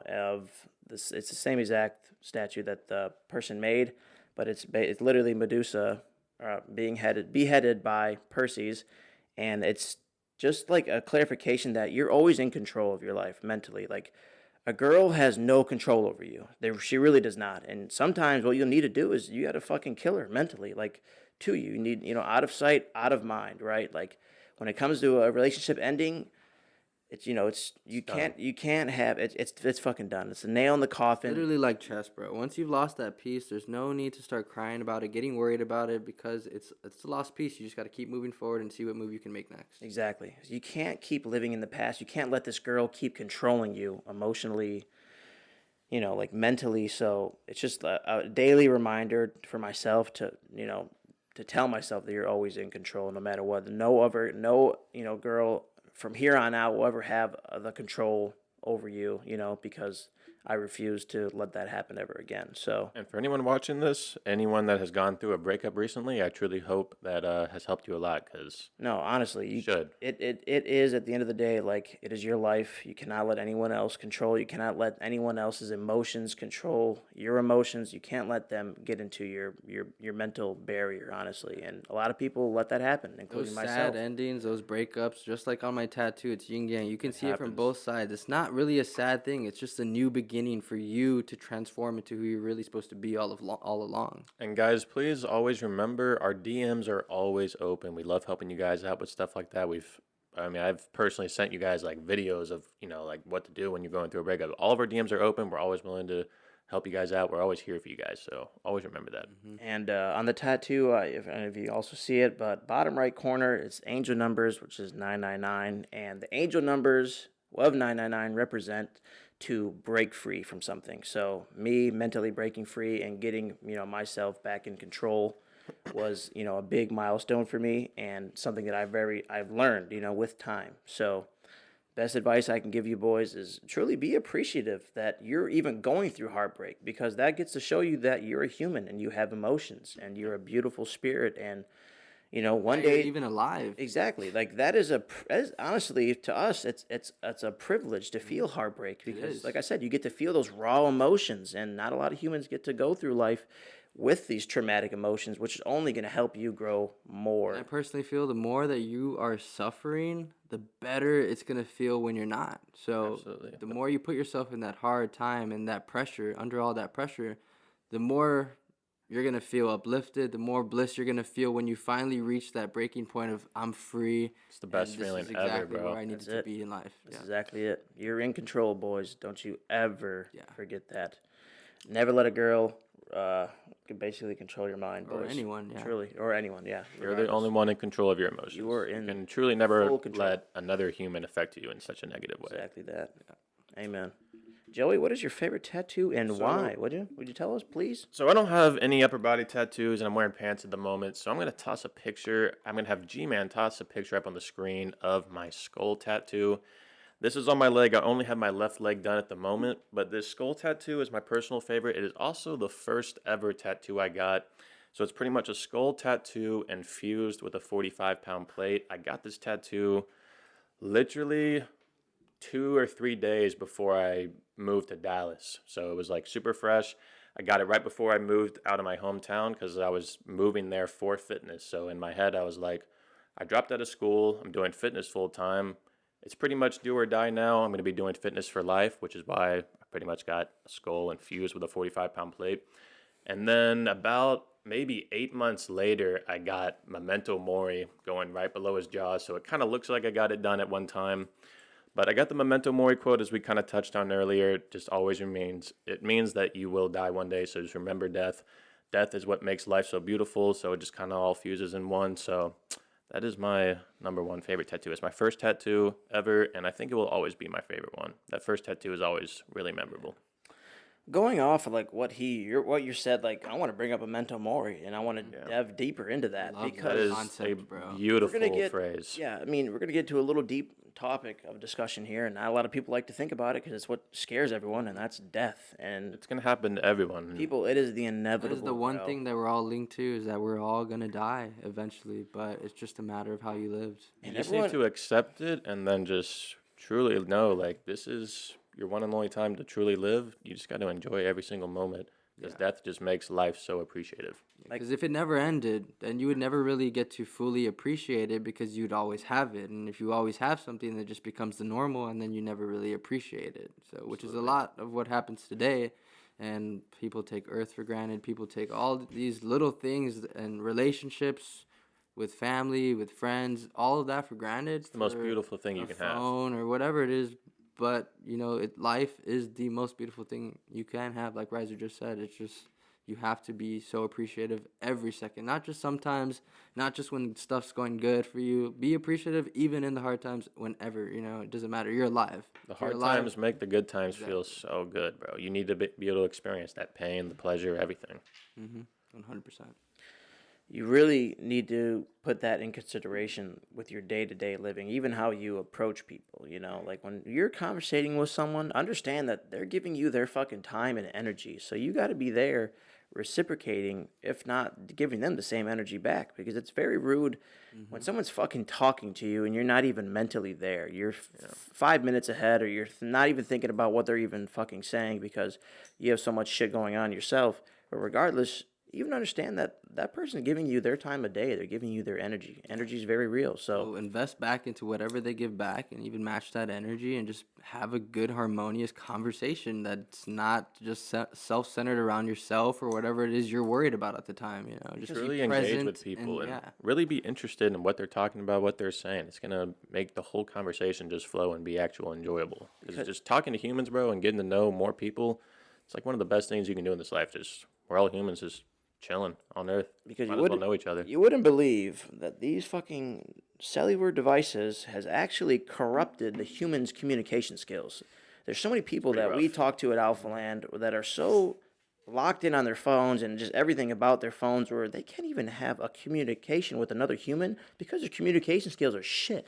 because they're so used to talking on a phone their whole Sending entire life. selfies on Snap, just sending whatever. Well, bro. especially if you're Typing. on TikTok for scrolling for hours, hours your on end. attention span is just ruined like that because boom, you have one TikTok that's 6 seconds, boom, another TikTok that's 7 seconds, and you're just everything is happening so fast. Brand new information entering your brain, new neural pathways being made in your brain for TikTok, and now your attention span is so shortened that you can't even have a real conversation with a real person, and it's just sad. If we say any more than 2 or 3 sentences to someone, it's pretty much what I just said went in this year, and it flew out this year. You can just And then whatever they say back has nothing to do with anything I just said. So exactly. it's very easy to see through the people that are actually listening and the ones that are just, a bot and an NPC. So So shout out Alphaland. next time, shout out Alphaland, home of the fucking betas. It's a W gym, though. I love it I there. love Alphaland. Alphaland is so good. I love it there so much. Anyways, next time someone's talking to you, simply listen. Okay, Be engaged with them. Truly. be engaged. Be Bro. invested in the combo, bro. Like it, truly. Also, guys, kind of going on all that, there was another comment in the YouTube, because we briefly talked about the books we are currently reading, but some people were kind of asking, like, a good recommendation, maybe even a book to start out with. So there's like many categories of books. There's self-improvement, there's business, there's like spiritual stuff. I think we can give the best recommendations of those three that you guys would want to get into. And obviously starting at number one would be for business. I'm sure we can all agree if it's a book we've all read. Think and Grow Rich will be the number one book for W book. business. Or a little honorable mention I would like to mention is 7 Spiritual Laws of Success. And that one's only like 50 pages, so Yeah, I that's read an that in easy like pickup. 3 You days. can read that in a day, bro. Really Yeah. good So fucking short, book. yeah. And also, I think it was the second book I ever read, and this is one that I recommend to pretty much everyone because it's something you can utilize in your day-to-day basis with relationships with people, with school, with just talking to anyone in Probably general. One of the best self-help books is the book that I already know what he's about Of to say. course, Yeah. How to Win Friends and Influence People by Dale Carnegie. That book is a W. I know you're reading that right now. Yeah, it's a fucking great. It's just, if you have any sort of problems just communicating or talking in front of trying people, to make talking new to friends, maybe trying to open Yeah. up some opportunities anything for in life, bro. yourself. Yeah. This book just teaches you just how to actually just talk and communicate with humans. So it's a great book. That's something I wish I read like before college or something, but glad we found it now. So that's definitely a big recommendation. A lot of you guys have pretty much read every book that we recommend, and you guys always say how much you love it and how much it helps. So that's definitely number one, just in terms of really self-improvement for life in general. Yeah. And another book that is kind of self-improvement and self-help. It's a book that I've only read, but I think I can like speak for you guys when I say this is probably the best book when it comes to spirituality. It talks about the Bible. I need to read this soon. I'm probably gonna order it tonight. It is called Infinite Potential: The Great Works of Neville Goddard, and I hope you guys look that up. Buy it on Amazon. It's just amazing book. You'll know what I'm talking about when you read it, and it'll just make you see things in a different perspective. It'll make you realize a lot of things that you possibly did not know, and just help you improve better as a human. So, yeah, Infinite Potential, Think and Grow Rich, How to Win Friends and Influence People. Those are going to be the top 3 recommendations for books. Yeah, You got one, Legend? I do. And always go back to this because it's my bread and butter. It's the first book I've ever fucking read, and I believe every human needs to read it. I still need to read this one. It's called The Game of Life and How to Play It. It's a very short read, but for me, I digested it. It took me like 2 months to read it, honestly, or a good month and a half, because every chapter is like, it was so eye-opening to me. I'm like, holy shit, like, everything I've read and what I was already currently living with, like, it totally flipped the script upside down for, like, my day-to-day living. Like, it totally helped me become the man that I am right now, like, and I cannot thank Justice enough, because we're scrolling through we're in Barnes & Noble. I'm just like, I don't know what fucking first book I should ever read. Like, I was like, Justice, what do you think? Mid-sentence, I'm like, what's the first book? Justice takes his hand, grabs the fucking Game of Life, How to Play It, smacks him right in the fucking face. He says, just fucking read this. I'm like, okay. I love that book. It's just such a good beginner guide and so short, digest. It is kind of complex to digest at some parts, but it is very digestible, very short. I was like, bro, you read this? That was the beginning of his reading arc, and now this guy doesn't go a day without reading. So. No, yeah, we love reading books, but that's Also, a couple of our recommendations. One thing, too, that a lot of people have asked, like, when they are reading, like, what's the best way to kind of, like, retain that knowledge that you read? two things that I do. One, get a highlighter, highlight any key sentences, words, whatever it is that you really want to remember, and also get a little notebook too with the title of the book and just kind of write like key notes, key phrases of something important you took away from a certain chapter. Also, James, Ladies welcome and gentlemen, I have a question for you, James. welcome back. How nice was poop. that shit? Oh, It was you, great. Yeah. It was There a you good go. shit. Yeah. It was kind of painful. It was like really Is hard. it the beta alanine? It has to No, I be the think best. it's Shingles, just I just didn't have enough fiber. Need to fix that. You better get your greens in, boy. gotta drink some Psyllium more of that husk. wine. Psyllium husk is a good one. You guys drink psyllium husk? What the fuck is that? It is. It's like pure fiber. You just mix it in water.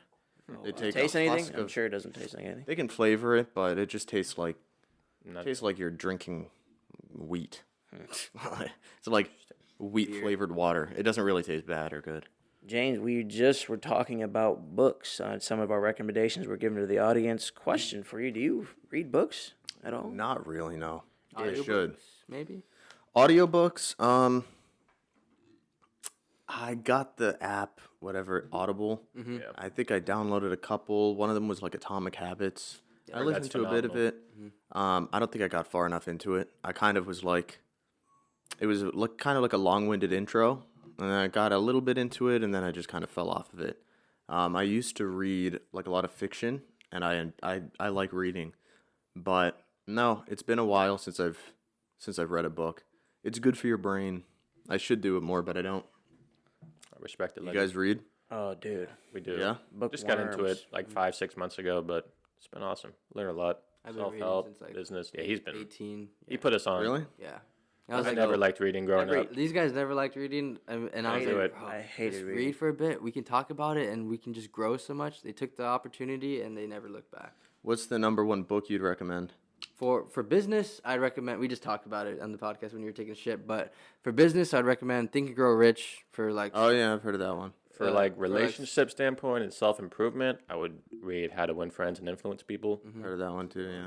Those are like big. Those are like well known. exactly, yeah, those are very good digestible. And they're well known for a reason. Like Yeah, they're fucking amazing. Yeah. I should definitely get into it. And It's, then g- it's like it's very peaceful and it's a good way to go to sleep rather than staring at a screen. yeah, big time. Oh, 100%. Play some like either You'll sleep better soothing for music sure. in the background, read a book. Play some vibe. like 432 HZ music, like Yeah. And I frequency feel music. like when you're the one that's consciously reading every single word, that information just resonates with you so much better. And you know Yeah. what I mean, instead of it just being told to you by someone like everything else is, Yep. you're the one who's actually doing the info. I tell you what you need to do, agree. James. You need to fucking read The Art of War while you're going to your arm wrestling match. it, bro. You get that information of that book, bro. I don't think you'll ever fucking lose. I swear to God, You'll win that whole tourney. you'll read that. You'll win that book. whole tournament. That book will change your life. All about strategy. All about strategy, all about knowing your enemy, all about mental battles, bro. Like that will turn you into a fucking weapon. 3 books already. Yep. And Easy also money. the game of life and how to play it. That'll that's a turn you really into a goddamn monk. Oh, also, if you're like anyone that's like lacking motivation or self-discipline, anything about stoicism, the Daily Yeah. Stoic is a book I read every day. It's right here. It's a fat book, but it's just one little passage a day and one quote, and I read that every day just to start off my day. It's amazing. It makes you block out your emotions, do what is only for your purpose and what you want to do, and be a good human. And that's pretty much it. You know? Stoicism is the best stuff I've ever read, bro. That is Yeah, it's golden. yeah. It is golden. that is pure gold. Now, James, we were also talking about our tattoos. I know you don't have any. Do you have any plans for a potential tattoo, or do you think that's not really in your mind? No, I don't have any plans for one. If I were to get one, it would be because there was like a real incentive. Yeah. Where it was like, you know, either to commemorate someone or something, or, you know, something that meant a lot to me. But I don't know. I think I've got some bias there because my dad was always super. Both of my parents have no tattoos, and my dad was always super like. He was anti-tattoo. Yeah. He was like, "Oh, they look like shit as you get older," and you know, and he has a point about some people that overdo it. Some people will, in my opinion, ruin their bodies because they get so overly tatted that it's like, Yeah. you know, you can't even distinguish each individual tattoo anymore.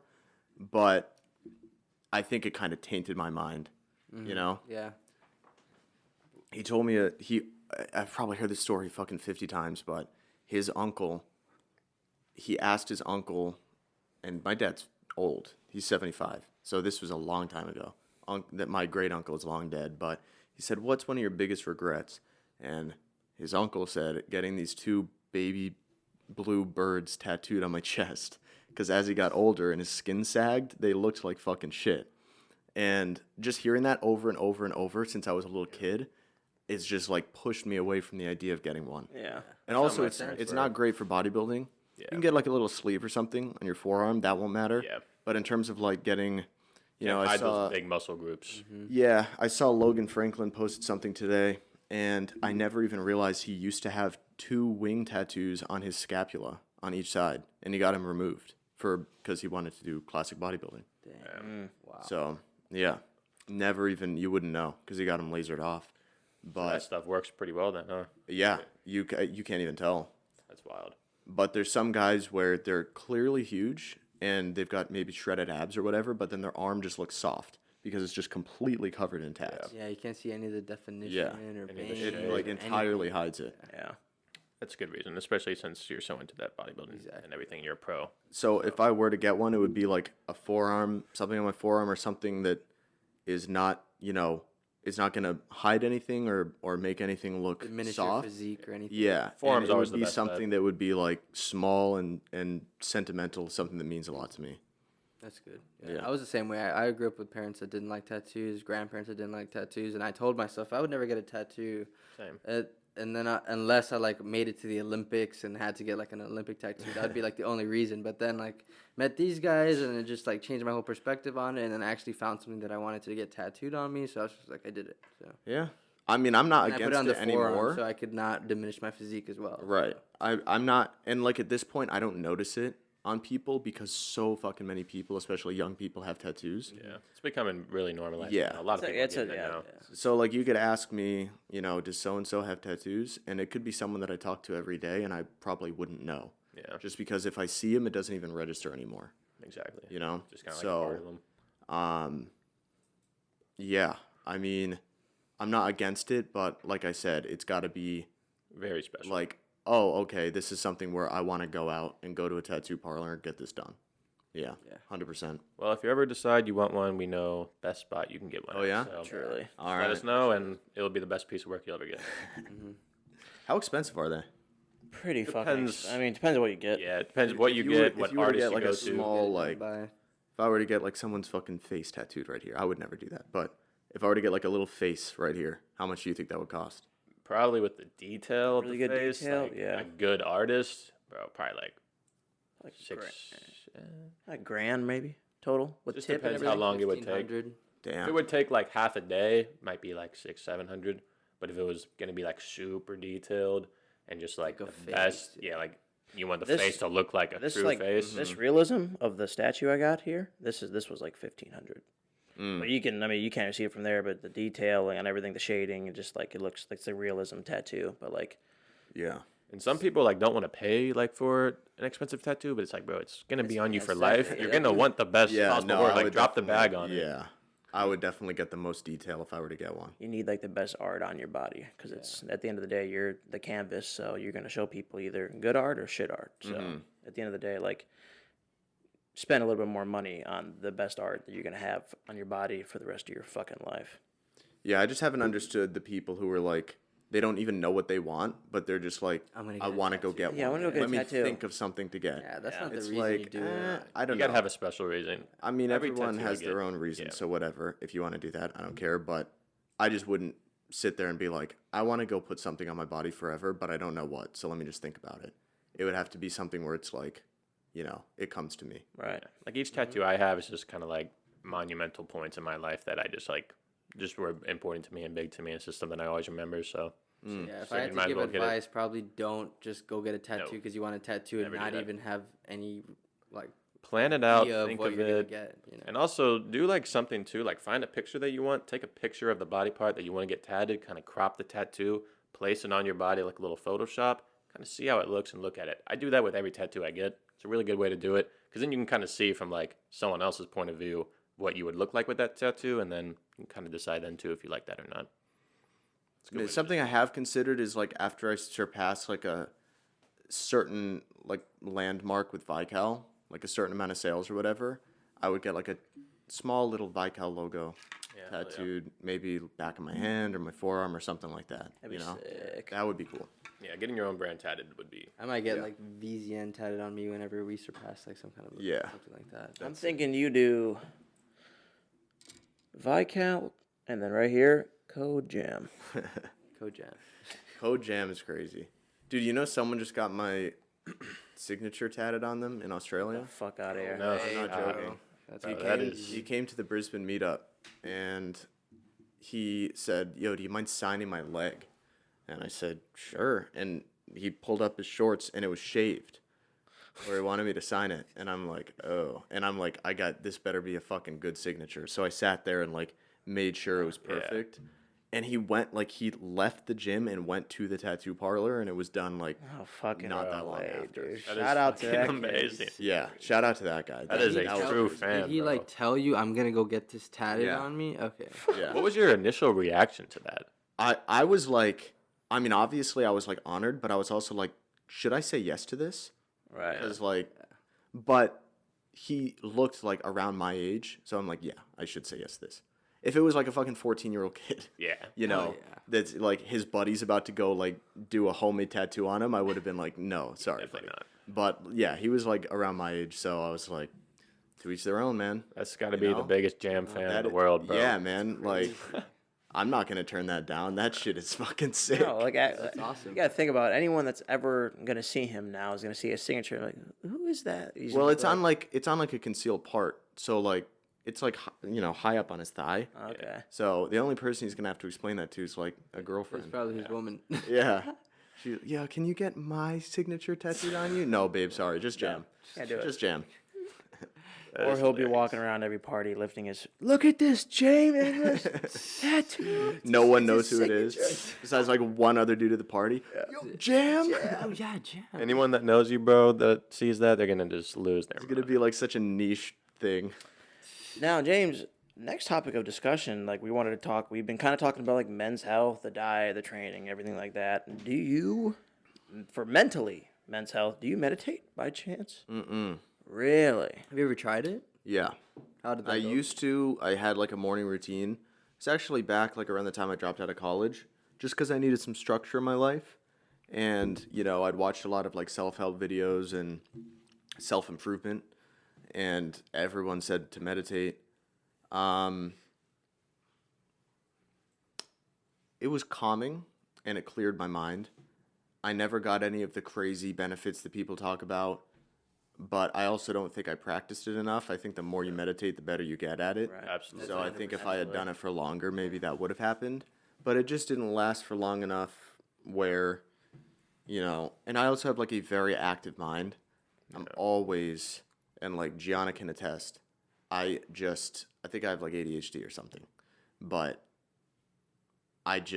You're constantly thinking. it's like a reflection of my fucking YouTube recommended videos. That's like my brain. You're just everywhere. It's just like everywhere, and I'm interested in a lot of different stuff, and I go down rabbit holes and like mental rabbit holes, and I'll be so lost in thought that I will completely zone out, and I end up losing shit a lot because I'll like put something down as I'm kind of in a trance thinking about something, and then I'll be like, where the fuck did I put my phone? And then, you know, 30 minutes later, and it's in some weird, obscure location where I'm like, I don't even know how it got here. So I think that kind of makes it harder for me to meditate because my brain, like, doesn't like to, you know, go blank like that. I will tell you though, if you do it more, you could enter a place you could never imagine. Like putting all those thoughts, they're just like gone just for a brief moment, and then your consciousness just goes. You're just an awareness. It's it's unbelievable And feeling. it will help you with being more present so that you know where you're putting your phone and shit and not just lost in the train of thoughts in every action that you make. Yeah. I mean, it's not like I'm like that all the time. No, it's not like yeah, I'm some fucking But space it happens. case. Yeah, it happens. But to it definitely happens. Yeah, it happens. But like also weirdly enough is when I need to focus on something, like especially with deadlines or, you know, when I had a school assignment due and I was really invested in it and I wanted to do good on it and it was interesting to me. Let's say it was some, you know, programming problem. And I'm like, how do I solve this? I can get super fucking honed in where I'm not thinking about anything else and I'm not distracted. That's good. That's like a meditative state where you just Yeah. like solely focus on whatever it is you got to do. Or I think that's part of the reason I liked programming. Like I liked coding was because it was kind of meditative, but it was also like it was obviously very mentally straining. Yeah. And same with gym is like if you're in a really hard workout, it's also kind of meditative in a way. Yeah. Because you're just focused on exertion and trying. Right. And pushing yourself. You're not really thinking about anything else. So, Definitely. yeah. Now, Music sometimes gets me in states like that too. Not really, I guess you wouldn't call them meditative, but almost trance-like states.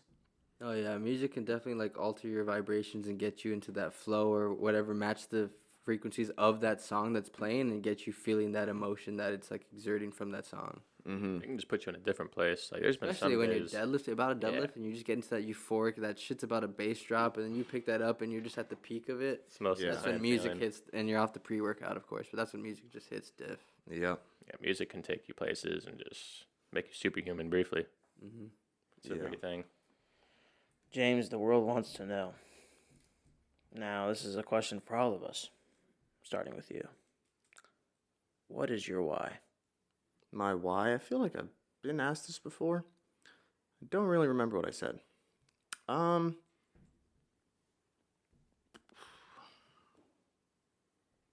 My why, just for like everything that I do, what puts my feet on the ground every morning, keeps me moving forward. Yeah. Yeah, like It's a fun. purpose or It's fun. I mean, like, it's like a fundamental level of fun where it's like the feeling of constantly moving forward, and it's like you really got nothing better to do, because the alternative is becoming complacent. I mean, really, there is only one alternative. You either keep moving forward or you don't. Are you done? Yeah, Right? Those are the two states you can be in. time moves on. So if you don't move forward, then it's peaceful, I guess, but there's no fulfillment in that. Moving forward and finding peace within that, and not succumbing to anxiety or feeling overwhelmed, which is a fine line to balance, is ultimately what's going to give you the most meaning in life, the most fulfillment. And just doing the things that make you feel alive, doing the things that make you feel like you're doing something worthwhile, doing the things that make you feel meaningful, is better than not doing those things. So yeah, that's a pretty simple reason. Yeah. Fuck yeah, that's awesome. And going off that, like my why would be something similar to that. Is just, I think as men, we're just made to just conquest and find these challenges and then just overcome them naturally. We'll see something, like I want that. Or we'll see a challenge and we're like, I can probably do that if I try this or that. And we just go after it. And I think that is my why, is I kind of want to just be the best person I possibly can be, live my life to the fullest, experience all the good, all the bad. And in that, I'm trying to just become a better man through these hardships, through these challenges that the world is just going to give to us either way. Whether we ask it or not, it'll happen. And it's just a matter of if you're going to be ready for it or not. And so my why is just to be a good person, because I want to be a good person so I can help my family, I can help everyone else, because I think everyone else, I could have been in anyone else's position, I could have been in any one of their shoes. So I just want to help them because I see myself in every single person that I meet, every single person that I talk to. And so my why would just to help them through the way I live my life, through the self-discipline and the achievements that I want to have, the inspiration that I provide to you guys.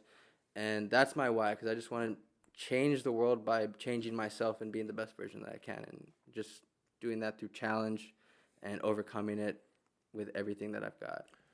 Yeah, helping families is definitely up there too. Yeah. I mean, that falls under the category of doing things that are meaningful. Right. I mean, that's one. It can be one of your biggest motivators too. Like Family, obviously, man, your even family, even a friend, supporting your like anyone. family. Like I see us all as just one big family. So even just helping anyone, it's just that simple, and it's the same concept. Help is help, no matter who it's to or what it is. But like something as close as family can really light that fire up into your ass, because you really do love this person. You've known them your entire life. They probably are the ones that are the reason you're alive right now today. So you kind of just want to give back to them. It's a very easy way to go about getting motivation. You go from your family because you love them. Yep.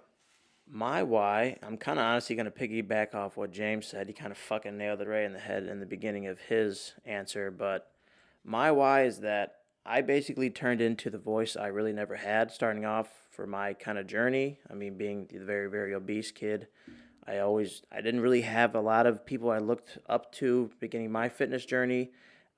So I always had dreams and aspirations to be like, maybe one day, I'll get in the position to where I can influence these kids or I can be a voice that I really never had starting out in the gym. But what James said, find what you fucking love to do because it's fun. And once you find what you love to do and you find what your why is and it turns out to be something you love to do every single day, then that's when it doesn't feel like a job. It doesn't feel like you're putting in hours on end trying to do what you love to do and make it a reality. It doesn't feel like it's your 9 to 5, your typical. If you don't like to do something in your life, why the fuck are you doing it? It's just as simple as that. Like, you're just wasting your potential. You're wasting your time when you could be exerting your time doing something that what you love to do and what you know what you love to do, but you're doing something else which you don't like to do. It's very right in front of your face. You just need to be the person to snap out of it and tell yourself, well, this is what I love to do and this is what I don't like to do. So I'm going to start exerting time into the stuff I like to do, and I'm going to try making it a full-time job, which we are all blessed enough to do. But, yeah, just find what you love to do because at the end of the day, once you find that, it will never really feel like a task that you're doing. It's just something that you get to wake up every single day, and you can't wait to conquer whatever is right in front of you that day because you're just having so much fun in the process. And really spend some time with yourself and really find out what you're doing. Is it really what you love to do, or is it what your friends like to do? You got to make sure it's for you, because if you're just doing it because a bunch of your friends are doing it, it's never going to really fulfill you to the fullest. So you just got to make sure you know who it is that you are and what you want. Always got to chase your dreams. My why is, I think, just knowing that every single day you can just always improve as like a human overall, like mentally, physically, spiritually, whatever you want to call it. Just like looking back at when I was like 19 or 20 years old, like that doesn't even like seem like me anymore. Like it's just, you change so much as a person, and then just all of us being blessed enough to have like the platform we do, like the other reason of my why is just being able to kind of put my knowledge and everything just to help as many kids as possible with what we do, because we get DMs every day, trying to help them out mentally, with relationships or in the gym or just books, reading, anything you can imagine. So just being able to do what I can to improve myself the best way possible, and also just to do it for everyone else that kind of looks up to you. Just kind of improve the world one day at a time. Good shit, boys. With one person Those at are good a time. wise. I love them all. That's a fire. I do like them. Now, I'm going to be asking you a couple rapid-fire questions. Everyone wants to know, what's your favorite color? Purple. Hey, it just came up on All right. Think about it, bro. Synchronicity, man. Do a little. Came up on All right, the, James, show. we're going to You- change this whole fucking podcast setup to your favorite color. Okay, cool. Oh, is this a purple? That's looking Which one? Is that more of a, that's more of a this, purple, right? That's yeah. Yeah, I'm seeing it. And get the one behind. Boom. All right. Unfortunately, we can't change the red vision sign to purple, but Or this, but Or we can. damn. G-Man. that'd be legendary. Well, now that we're in the new and approved, Jam-approved Purple Studio, they also want to know, what is your favorite song right now? Favorite song right now, probably Or- "Freebird" by Leonard Skinner. Fuck. Yeah. That's a great song. I mean, it's like a common song, but it's just I slept on it for so long, and then listened to it a bit, and then recently I've just been like, such a hitting fucking good different. song. Catches in Such a your good driving song. it Like is. on the way to the gym, Oh yeah. it's It gets just you so actually good, bumped, yeah. man. Ultimate vibes. Yeah, I mean, I rotate through my current favorite song all the time. My all-time favorite song, probably couldn't tell you. Probably something by Pink Floyd. Very valid. Probably "Brain Damage." Pink Floyd fan. Let's go, Pink Floyd's baby. good. I Or like maybe. Time. No, yeah, probably "Brain Damage." Echoes is up there on metal. That's another one. Good man. Now, you are bulking, correct? Right now, I'm kind of just What are you doing? You're maintaining? Yeah, I'm trying to bulk up because I got this arm wrestling tournament coming up, but I got surgery coming up right after that. So, Kind of doing what you can right now. yeah, there's only so much I can do. I'm still like about 190, which is good. Yeah. I You still was- look fucking insane, bro. Like, Yeah, Thank I mean, you. You Clearly, look really to good. me, you look still fucked as always. So keep fucking doing what you're doing, bro. It's obviously not doing. The legs have shrunk a bit. That's really it. The upper body actually hasn't really lost any size. Yeah. I got up to about 196, 195 after my show peak. So How much did you weigh on stage, by the way? 184 pre-judging. So probably 185 for finals. So I got up to like 195 post-show. I remember gaining 13 pounds between my stage weight. So 197. So I've only lost about 7 pounds from my peak post-show binge. And most of it has obviously been my legs. And the rest of it is just muscle fullness. I got you. You know, I've lost fullness just because I'm running TRT right now. So naturally, there's just going to be less water retention and stuff like that. Yeah. But I'm really not worried. Nah. Like, it easy. doesn't, I don't really get body dysmorphia that much. It's good. Like, people give I me hope body not, dysmorphia James. more than I get it myself. You know? Like, I'll post a picture and think I look sick, and people are like, damn, you've lost some muscle. I'm like, oh, shit. Maybe you're right. You know? But, like, I don't really, I'm pretty objective when it comes to, like, what my physique needs work with. And it doesn't, you know, I feel like I know my strong points and I know my weak points. Like, I know that my calves are a weak point, but it's not like It's not. oh, I actually have huge calves, but I just think that I don't. Right. Like, no, they're not big. It's not a dysmorphia. Right? Yeah. And, like, I know my arms are big, for example. It's not like I look at them and I'm like, oh, they're tiny. Yeah. So, yeah, I'm not too worried. Muscle memory is crazy. Yeah, that And bounce it'll back take me- is super quick. Yeah, really, once I'm able to start training again post surgery, When do you think you'll be training? Like, is this upper body what's is the, only a what's three- the recovery from your surgery? 3 weeks for upper body. That's not bad at all. And lower body is 8 to 12 weeks. But, you know, I can probably, and I don't want to jump the gun on this, but light isolation stuff just to get some blood in there. Right. Some light sets of 30 on leg extension, light sets of 30 on hamstring curls. I can probably start doing that after 6 weeks. Yeah. That'd And- probably help too. Yeah, it would probably like get some blood in there. Make sure it's nothing that's causing any pain or any stress or anything like that. Slow down the atrophy, and then it'll also make it so by the time I'm at that 8, 9, 10 week mark, I can start pushing legs a little bit faster. Yeah. And once I'm able to train again, I think I'm gonna get all my gains back within a month. I really do. Absolutely. I think yeah. that like once I'm back on my shit, it might even take less than a month. Yeah, because once you build the not muscle worried. up and you just take that little time off from injury, like that muscle's gonna come back so fast. Yeah, be. I'm not worried at all. I've been through stages where I lose muscle and then I get it back. It's just part of the process. Trust So. the process, baby. That's all you can do. What's your favorite thing to eat? This could be like a cheat Bacon, egg, and meal. cheese bagel from McDonald's, but it was discontinued, which was the saddest thing ever. Yeah, What about the McGriddle? You like the McGriddle? Hear that? it's just the McDonald's bagel was perfect, and it had this breakfast sauce on it that was just perfect, and they discontinued. They That's number one? discontinued the breakfast sauce too, I believe, so you can't even get The a fuck, bacon, egg, and McDonald's? cheese English muffin and ask for breakfast sauce on the side. Trash McDonald's. Nothing you can do. So L. yeah, huge L. Besides that, oh man, I don't know. There's too many things. That was just the first thing that came to mind. You're a big foodie. I love it. Somewhat. Are you a Chocolate picky chip eater, cookies. James? No, I'm a foodie, but not like a connoisseur where I'm like, you know, But you'll eat anything. I'll eat a lot of stuff. Yeah. Good man. What's like the weirdest thing you've eaten?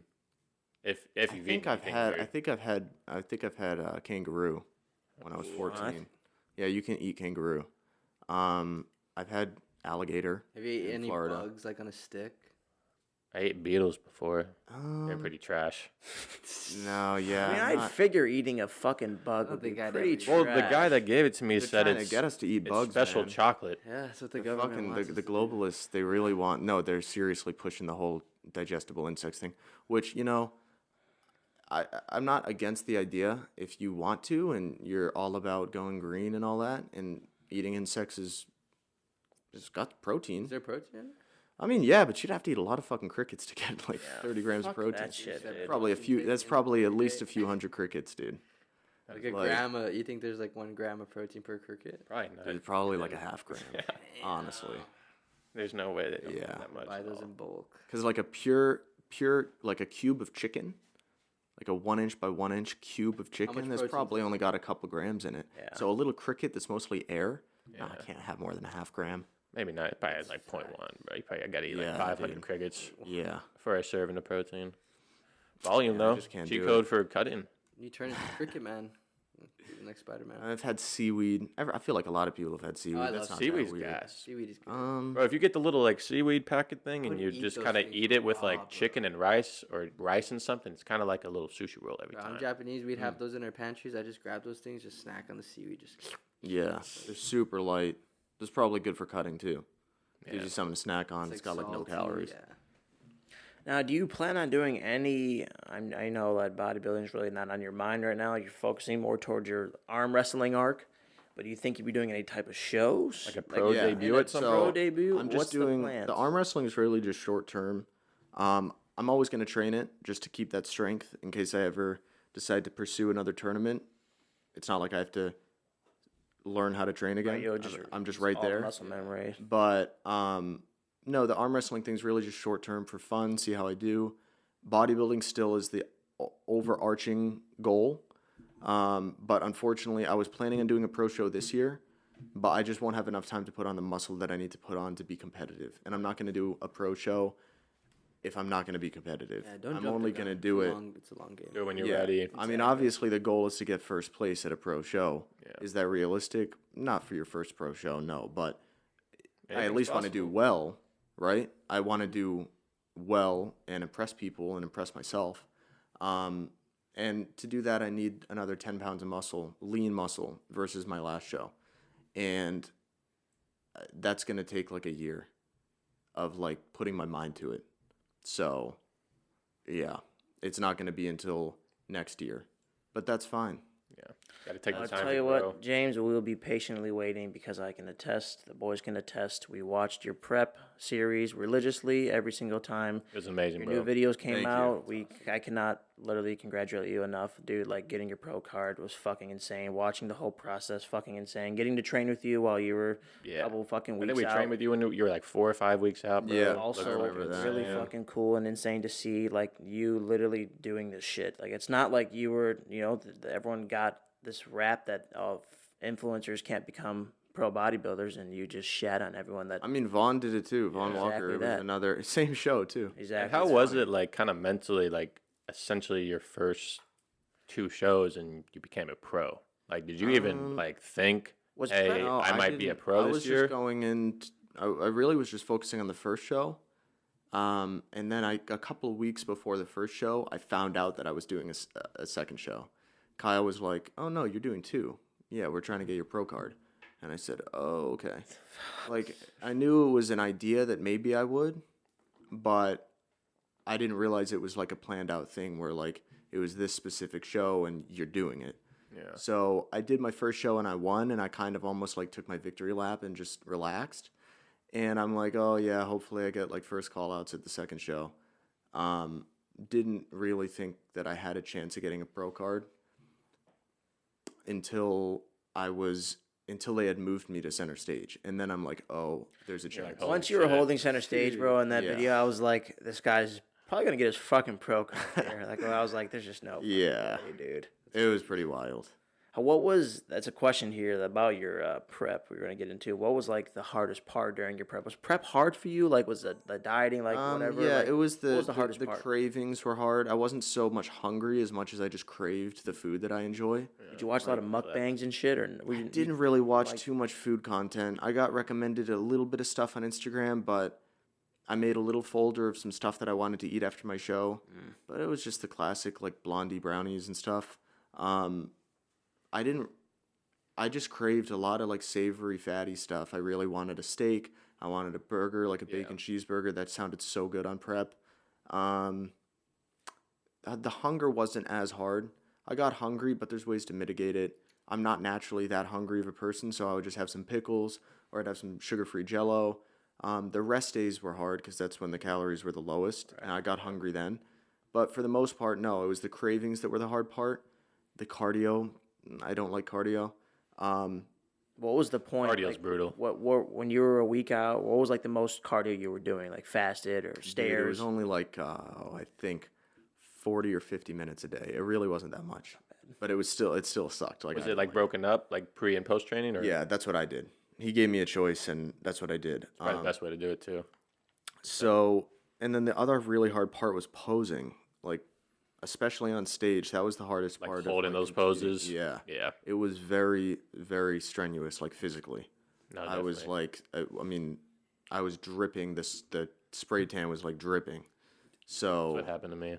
yeah, I mean, it wasn't even hot in there. It was just like you're flexing every muscle in your body. It feels like your I don't body's know gonna if- cramp up, bro. Yeah, and I don't know if there's any like conditioning that you can do that can really prevent that. You can get better at holding the poses and build your endurance, but at some point your body's just not gonna like holding poses for 10 minutes. The first show I did, they were doing like comparing like our backs and stuff, and we held a back pose, bro, and my mom filmed it. It was like 3 minutes and 20 seconds holding the same back pose. They were just like looking back and Yeah. forth. Didn't tell us to move once, so it was like, That's fucked. bro, it was No, brutal. the longest time they did for us was front relaxed, which is like not relaxed at all. You're literally flexing like every muscle in your body. So I don't know why they call it front relaxed, but you're sitting there holding, what a front relax looks like. And there was a time there where they were doing comparisons of it was me and like 4 or 5 other guys for probably like 10 minutes. And it feels like a fucking eternity when you're up on stage. They didn't have us hold one pose, so we got like 5 seconds of rest in between, but they would have us hold like front relaxed for like a minute. Wow. And you're just holding it, and then they Longest say, minute of your life. yeah, like after 20 seconds, you two switch. Still holding the smile, 20 more seconds pass. Okay, now you two switch.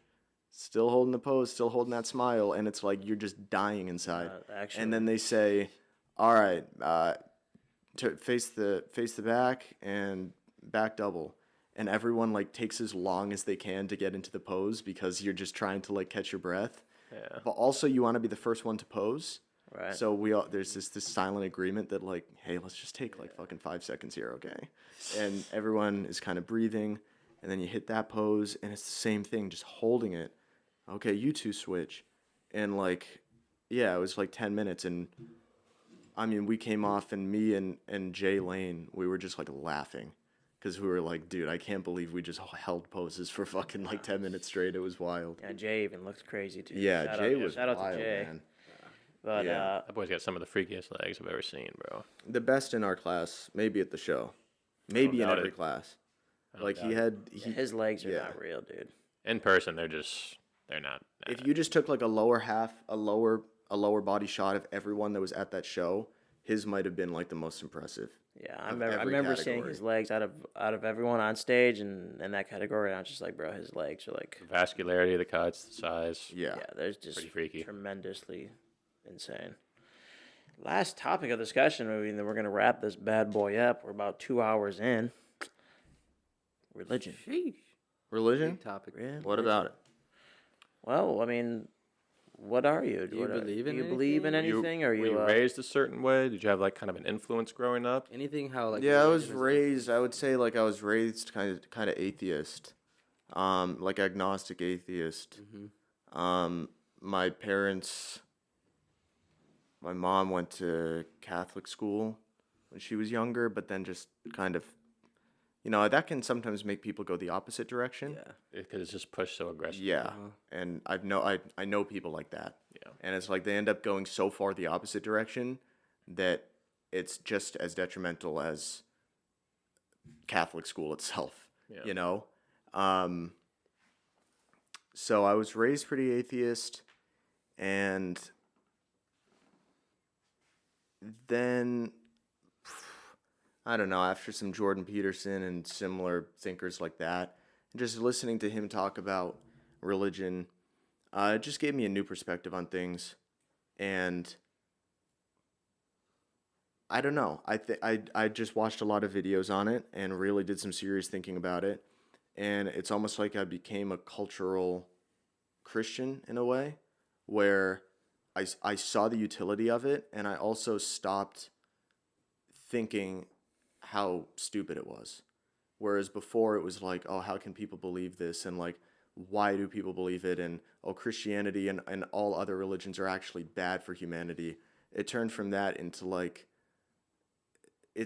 I realized how stupid it was of me to think that, and how much I took it for granted that the entire Western civilization is based on Christianity.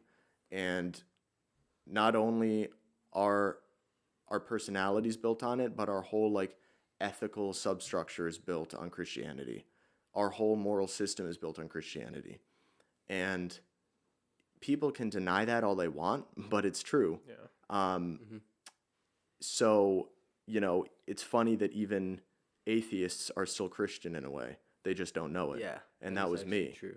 Is like, and I still don't really comment on, because I feel like I almost don't have the right to, because I almost feel like this stupid ape that's trying to comment about things that are so far beyond my understanding that I almost feel like a fraud, trying to even say that God physically exists or God physically doesn't exist. It's almost like I can zoom out and see myself as like a literal ape.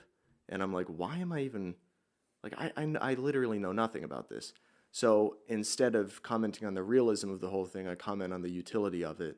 And there is utility there. And I think the move away from God as a culture has not been good. And it was, I don't even know, was it Nietzsche who said, you know, God is dead and we've killed him? And there have been atheists who have cited that as like a good thing, kind of like a declaration of victory. But I think it was Nietzsche who said it. He wasn't saying it in a good way. He was saying it in a bad way. And you know, I think that things like political ideology fill in that religious gap. When you become a militant atheist, your brain, and Jordan Peterson talks about this in Maps of Meaning, your brain on an evolutionary level is still programmed to be religious. Like the entire way our ethos and our inner workings are set up is in a religious structure. That's why we naturally gravitate towards religions for as long as human history has been around. There's cave paintings of us worshiping, you know. All the Egypt things and the pyramids. Way always before some that, sort of all God. that. I'm talking Something about even like before language, Outside really. of us, there's always people that are just gonna pray to something that's just Yeah, outside of exactly. And you know, I think even the strongest atheists, still, if they're facing a life or death situation, they're reaching out for something. Like, if there is something beyond me, help me out here. Exactly. So, yeah, I think because of that natural tendency that's ingrained into our DNA, when you try to replace it with something else, that something else better be a real solid thing to stand on. Because if it's something as flimsy as political ideology, then you turn into a political ideologue, which we've seen. People will become literal demons, like, no pun intended, but people will become like screaming, screeching apes about their political ideology, because to them, it's like you said, your God isn't real. It's like if you disagree with their political ideology, that is their underlying understanding of everything. That is their moral structure and their view of the world, right? That's what they worship. That's so the reality. So if you disagree with it, it's like you're trying to attacking delete their the very reality. identity. Yeah, exactly. They can't separate themselves from it. So, you know, that's not good. I would take a Christian over that any day. Right. So, and we've seen it happen. Like in modern culture, you see it happening more and more and more. So yeah, that's a lot of it. That's my view on it. It's very good. That's interesting for sure. Like, something that I would say, I would view it as religions. There's many religions, and who really does know which religion is correct? Personally, what I believe is that not all of the religions are correct, but you can find the truth within all of those religions. And I think all of those books and all of the Bibles, all the Qurans, all of those like biblical texts and literatures are made for us to decode and kind of understand and interpret in a way that we can understand. And the fact that this thing that we live on, life, earth, I feel like it just has to have a creator. DNAs, everyone's unique. These trees give us oxygen. We have lungs. Like, why is that even made in the everything's first place? connected. Everything is all connected here, and I think we're able to do that because God made us by design, and I think God is inside of us, and I think God is kind of like our consciousness, and that He's the one that's aware. He's the one that can only be conscious because He's the creator of everything. So by Him creating everything and creating us, He's within us because He's just Him playing by Himself because He's the Almighty God, which is just us reincarnated into mankind, which is basically what it describes in like most of the literature Bibles and all of that. But I think it's just everything is all connected, and that's my thing on religion, is that not one is right, but they're all true in their own way. And we all do, at the end of the day, have someone that is probably beyond us that did make this or not. Either way, let's just say it is all like bullshit, and we just see black at the end of the day. For whatever reason, we just see black. It's still a good way to live your life with morals and all of that. That's the utility. That's the utility of it. So, it's like, how do you want to conduct yourself? I would rather conduct myself in like as though God exists. So, and like an atheist would say, well, just because you don't know doesn't mean that it's got to be God, because that's argument from ignorance. So like I've heard that so many times because I used to be like someone who thought like that, which, I mean, technically it is true, but it's like, I feel like there's it's just, like you said, all religions are pointing to the same thing, and it's all like humanity's feeble attempt to understand something that is potentially non-understandable ever. So it's all like a shot in the dark at the same fundamental underlying truth, and it's our best attempt to understand that underlying truth. It's really all we can do, but we do know that there is something out there that we don't understand or can comprehend, so we're trying to reach for that. But I honestly do think that it is simple enough that we are existing, and that if you search in within yourself, that you will find God, and He will present Himself to you if you're able to see what it is He's actually showing you. Like that's just me personally. And just like seeing, I feel like I can see God in other people's eyes. The fact that they're living and alive and have energy, and I'm exchanging it through conversation, relationship. That's me. That's God's presence. Like, Yeah, I mean, that's the idea of the Holy Spirit and exactly. Yeah. God's everywhere, and we're all made in His image and likeness. So at the end of the day, I don't think this is an accident. I think this is just. everything's too perfect. Our human bodies are too perfect. We eat a bunch of junk food, fast food and all of that shit that's not meant for our body, but our body digests it, and we still, it throws out all the bad shit and leaves all the good stuff. So, our body is designed a specific way, and it's very strong, and it points to just an intelligent being that just, that did it. It's DNA.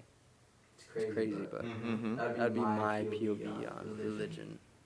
Yeah, I mean, growing up for me, I was basically raised in a Catholic kind of house, but when I was a kid, I didn't really, personally, I didn't believe in any of it, because I got to the point where I was getting forced. I was getting forced to go to church when I didn't want to go to church, so I never paid attention. I was a kid, I didn't really care about too much. It was, for me, it was just boring. So when something's boring to me, I will not give it any of my attention. And it got to the point where it was boring and it felt like a chore. So I was just like, I never really was connecting with God or anything like that my whole entire life. And starting this year, hanging with Justice and Joey, living with Joey for a while, getting to know him and his family and the way that they live, and it really opened up my eyes, because like I said, I never really was straying between, believing or not, but I started, basically reading the Bible with Justice here, and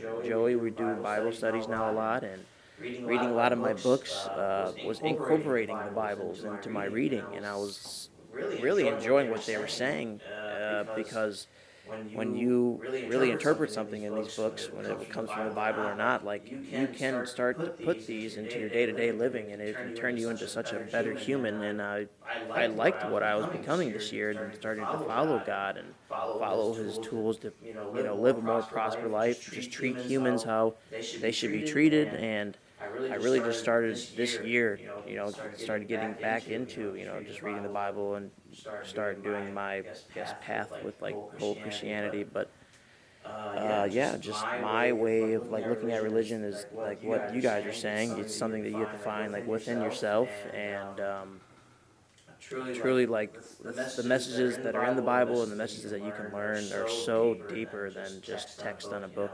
Like what I was just saying, start to incorporate these small things you're learning in your day-to-day life, and before you know it, you'll turn into such a better human, like with time and with patience and everything. But yeah, just kind of growing up, I never really was the religious type at all, and now I can't thank Justice enough for really putting me on like a good path. So what you guys are saying, like, why fucking not believe in something or gravitate towards something good instead of something not really negative, I just feel like it's better to be optimistic Exactly. than pessimistic, and just really, if there is or if they're not, you might as well, because there's a chance that there definitely might be a God, and are you in his favor or not? So just be open-minded, really, too. Like, what I can give you is like the best kind of advice to getting into religion, because the second I started being open-minded and really thinking, like, well, maybe all this stuff has a lot deeper meaning behind it and something I want to figure out with my life, because for all I know, we only have this one life, one opportunity here on this earth, so why not spend the time, like learning something or trying something new? So I'm just starting to get into my religious side, and I'm very, very excited to see where things go. And how has that been ever, have you noticed, like, since you have been searching for God dude, or in the religion, how has your like, life, like, changed? Happiness, everything. Everything is just so night and day. Like, it was almost like I was living a life seeing black and white. Now I can see in color. Like, I'd it's love to hear that. Everything's just actually, beautiful. truly, and it gives me sympathy for people. I never had sympathy. Like, every time I would go out and people would mess up my order, I would get mad. Like, I would just be short with people, and I would be angry all the time with people when I don't even know them. But turning my head towards God and like learning stuff new to do, like, or day to day now, like, it gives you so much more sympathy towards others, and it just opens up your eyes to really understand now, like, I truly do think that there is just, the Bible is basically a book about good and evil, and that God is on the side of good and the devil is on the side of evil, and Jesus Christ is supposed to be us, and we get to choose in every present moment which way we want to go, good or bad. And in that, we're tested. We're in a body, our spirit is in a body, and we're tested every day through temptation, through this physical world that we're living in. And there's going to be emotions that might get to you. There's going to be things that happen in this world that might get to you. But just know that with God and with yourself, that you can overcome those and stand on the good side. And even though it may be harder, that's the side that you truly belong on. Because after you've done that, you'll just see it. Like he said, his life changed. He's grown sympathy. He's done all these things that he has not done in the past, and now it's changing for the better. So it's just something to think about. And for me, like, I kind of got like super into it probably about the same time like Justin, like when we all started hanging out, like really talking about God, talking about the Bible and everything. Because when I was growing up, like I grew up in just a very like Catholic household, and like religion and being Catholic was not like forced on me, but it was something I was always around, constantly around.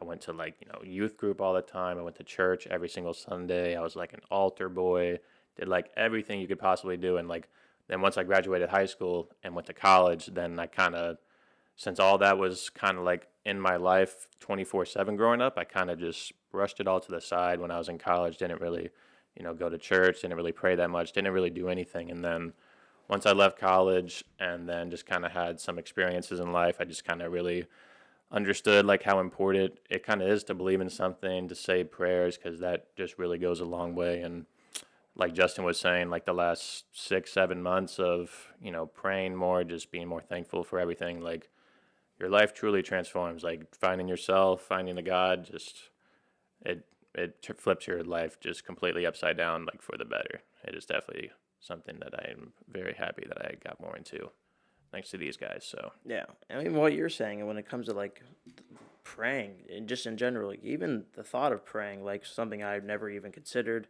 And in the book I'm currently reading, it's called it's called The Power of Positive Thinking.